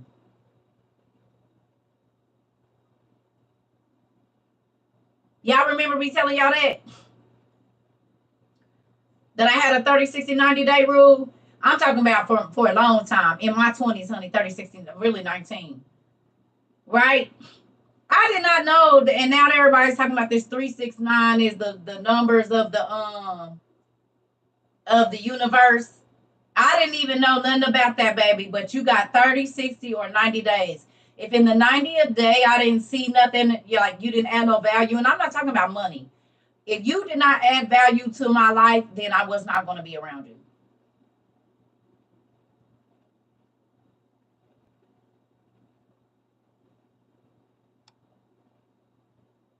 You had to be adding something, teaching me something. I ain't got time to be around folks that's just drawing out, and you don't add anything. You hear me? You don't get to keep coming and making withdrawals, and you ain't made no deposits. And I'm not talking about finances. I'm talking about a kind word. Are you there for me like I'm there for you? Do you put me first like I put you before me? Like, what is your purpose in my life? And sometimes God allows you to go through things so you can see what a true friend is, what a good family member is, what a good job, a good manager, whatever, so you know how not to be. Sometimes you go through ugly feelings so that you don't make nobody else feel like that. You hear me? You have to experience pain so that you can know what loyalty and all of that. You got to experience betrayal so you know how to be loyal. You got to experience pain so that you don't want to cause anyone else pain, so that you make people happy. This is the process. You needed that. Listen, I'm trying to tell you. See, most people want to wear their pain as a badge of I get to hurt other people. That's stupid. Why would you want to cause anybody else the pain you feeling? And most times you're causing pain to a person that didn't do nothing to you. Because my ex-boyfriend or ex-girlfriend cheated on me, I'm about to treat every chick crazy. That's dumb. You just cheated yourself out of finding out what you really want, idiot. How you gonna find love hurting people, stupid?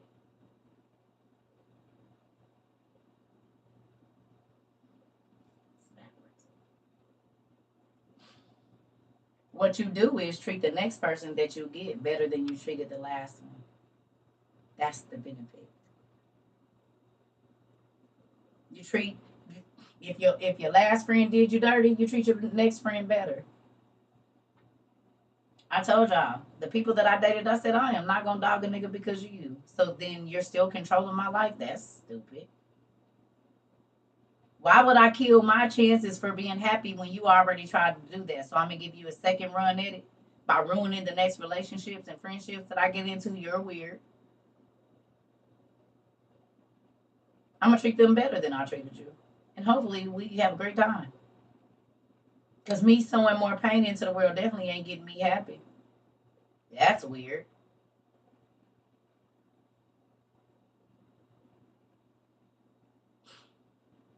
The last two real relationships I held those two men. I held their hand they face in my hand, and I looked them dead in their eyes and said, "I pray that God blesses you with a woman that can love you the way that you need to be loved." And then I pray the same for myself. And both of them, tears ran out of their eyes when I said it.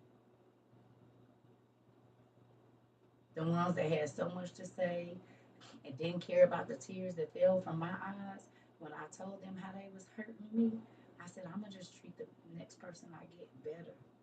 I'm gonna be a better whatever. You want me to be bitter. You want me to be angry so that I'm never happy, but you don't get to have that control over my life. Absolutely not. I pray what I didn't give you, what you felt like I didn't, I pray you find it because I'm going to find it for me.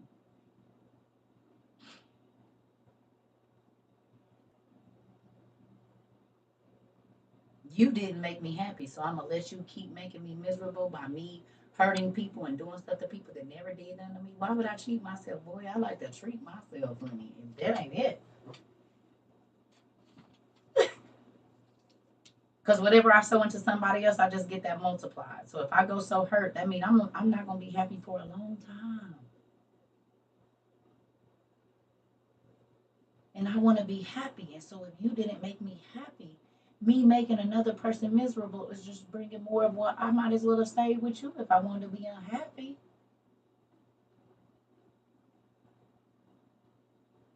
Excuse my language, that's ass backwards thinking. And hopefully y'all not letting this world deceive y'all into thinking that way. You will never be at peace. Do you hear me? He turns all my feelings back around on me and makes everything my fault and keeps putting you down. Yep, because he's unhappy with his own self. See, this is the thing. Miserable people, they do not like happy people. I'm trying to tell you, and this is why I stay away from miserable folks. I stay away from people that everywhere they go, chaos and trouble follow them. I steer clear of those people because that mess will start to infiltrate your life, and before you know it, you got drama that's going on that don't got nothing to do with you.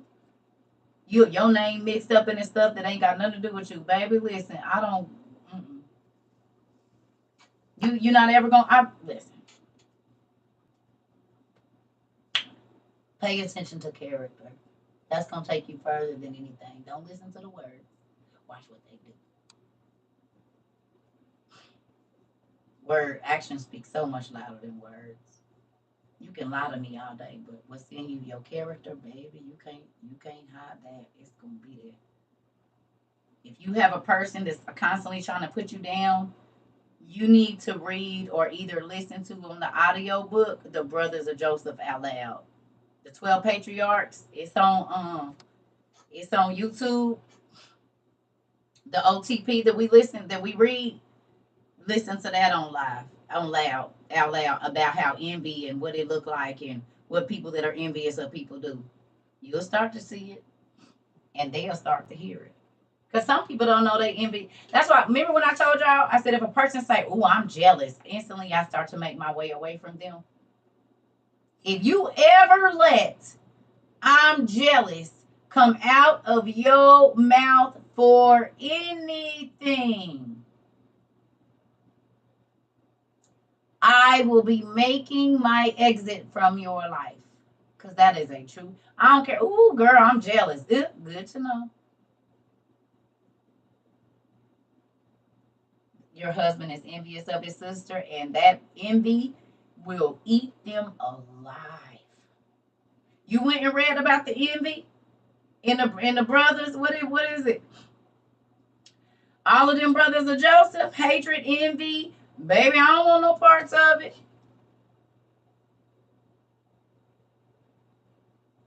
Listen. Listen. If you tell me you jealous of anything, my hair, my shoes, if you say you jealous one time, I'm riding out. I used to have a shirt that says smell. It confuses people. And do. And do. Especially when you're going through all hell and you can still try to make somebody else's life better. You better not tell me you jealous of me, baby. You better not let me hear it. You better not let me hear it, because I promise you, I am making my way away from you, because jealousy is cruel as the grave. You will try to destroy my life and then live it. The law of human nature. Come on.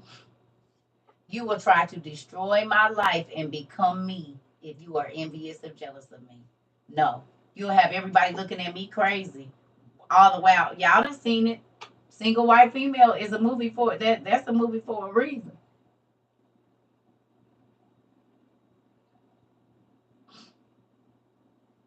People will try to make you hate yourself so they can become you and try to be a better you than you.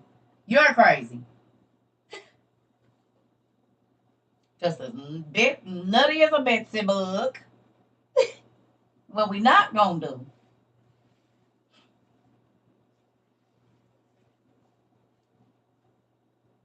I've tried that. He's an alcoholic. It's my own dang fault. I was trying, girl. My husband was an alcoholic too. Ooh. You ain't got to tell me nothing, baby. It's like we was married to the same person, honey. That's why I'm still 27th. I'll be divorced 3 years, baby. 20 something around here. Thank you, Jesus. And yes, honey, sometimes I get lonely, but baby, one thing I don't have to worry about is that craziness, because that is the most painful thing, to be in love with somebody or love somebody that you're trying to help. And every time you turn around, they trying to stick a knife in your back. Been there, done that. No, thank you. And that's why I be by myself all the time. Y'all see, I went out and hung out with Auntie P. We had our meet and greet, and pretty much that's it. Y'all see me hang out with my kids. Y'all ain't seen me running in and out with nobody, and don't want no parts of it.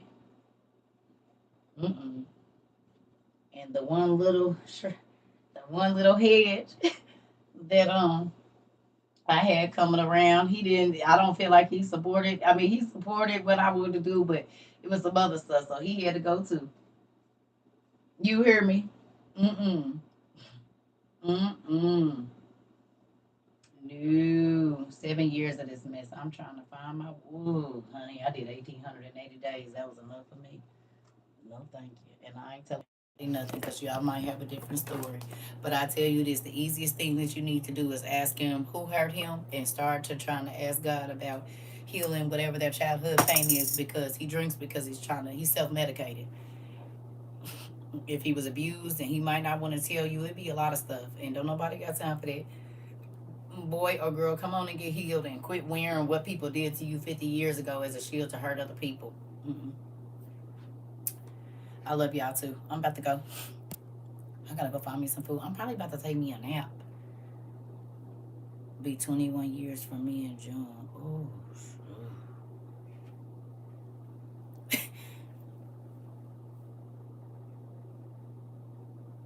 y'all strong. You smart. You is intelligent. You is kind. Because I don't think he made me like that. Baby, I get it moving. I got to go. And once I see that you keep bringing chaos and drama and he looked up. Thank you. He looked up. He looked up, and I tried. I said, listen, I'm not about to do this for the rest of my life. You won't keep me miserable. No, thank you. My husband and his brothers are damaged because of their childhood. Ooh, I'm trying to tell you. And listen, they want to hold on to it. Well, if you want to hold on to being crazy, go over there.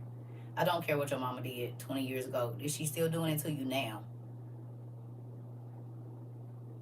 Remember, we talked about the days that you didn't held on to it. Not. Then we talked about how many hours it's been since it happened to you.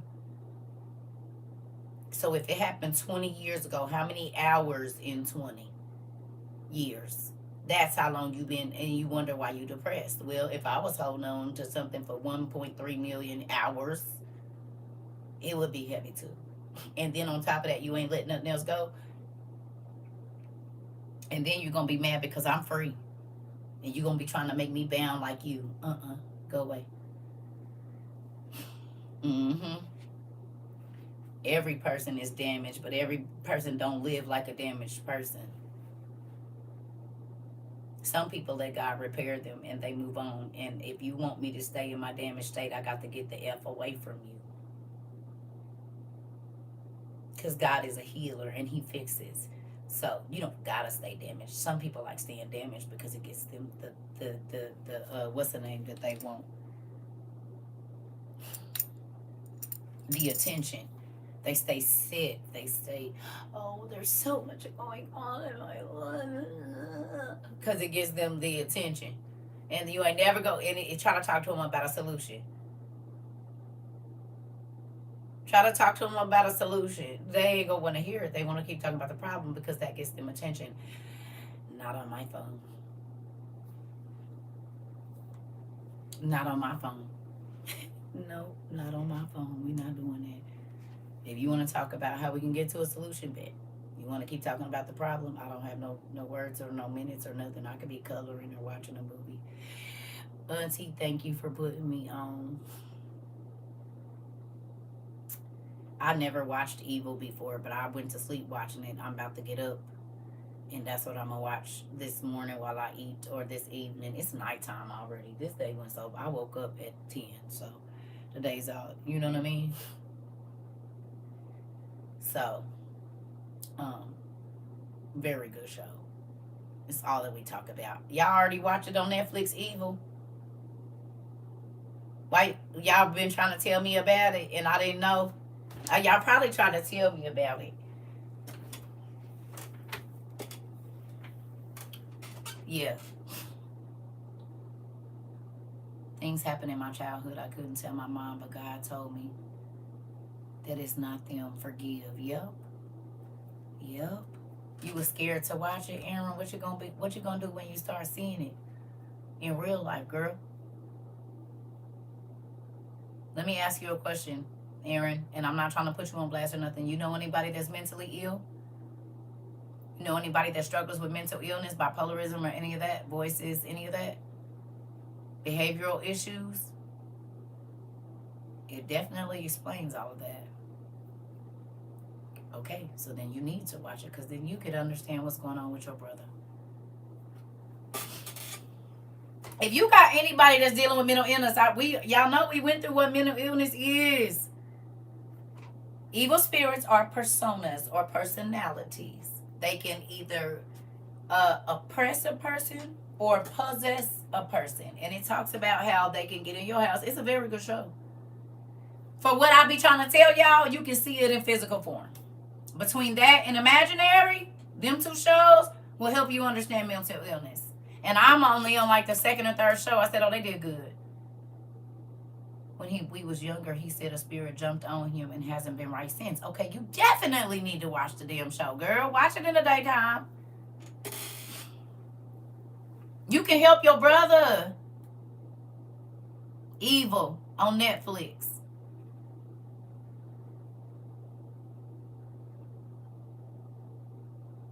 It was on CBS before Netflix. Okay, I don't know, but it's on there now. If you got a person that deal with mental illness, just watch it in the daytime. But it's going to help you. Think about, this is how the devil has been able to hide. Yep. This is how the devil been able to hide. If he can keep you not knowing what he looked like and keep disguising it under mental illness, now we got a new mental illness called devil face and demon face syndrome or PMO or whatever it is. And I told y'all 2 years ago, before they start talking about this, that when I was younger, I used to see faces on top of faces and they was demon faces. And everybody was like, oh, you crazy. And now it's a whole medical condition. No, because some people have a sixth sense and they can really see the evil spirit that is in the person. The spirit can't hide from everybody. I don't know. Just, it's evil on Netflix. Okay.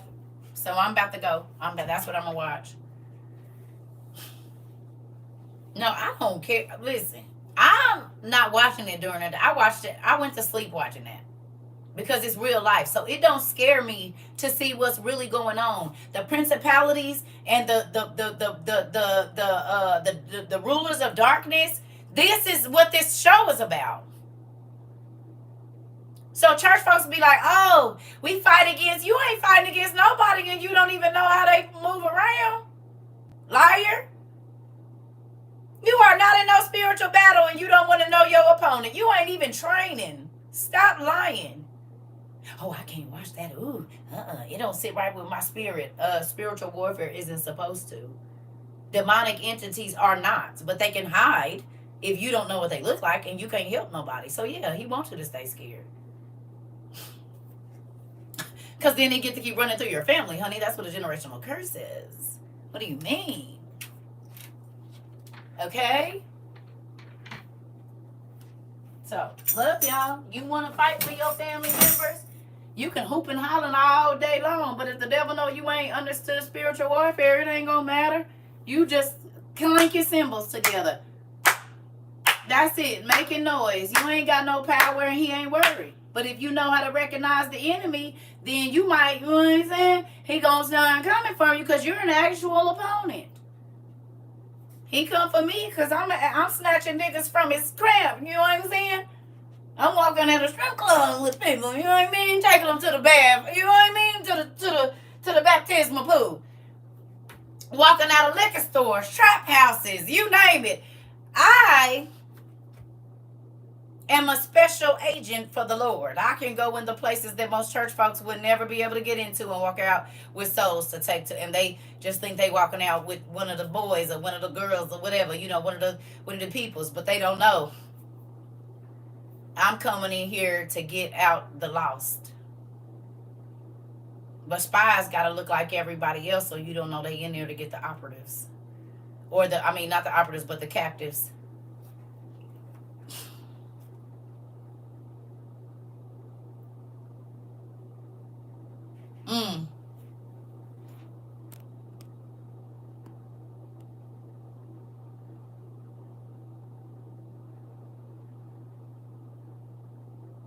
That part. Yeah. So if you want to help your family in the spiritual realm, you got to know with the spiritual realm how it moves. And ignoring it ain't helping none. Because if a person running up on you and they say they about to harm you, is you going to say, I don't believe it? Or is you going to brace yourself and get ready to throw down? What you going to do? Just because you don't believe it don't mean they ain't coming up to punch you in your face. That don't mean nothing because you don't believe it. I'm reading Pigs in the Parlor now, and it's eye-opening. I'm trying to tell you, you better learn. It's the best way. I'll see y'all.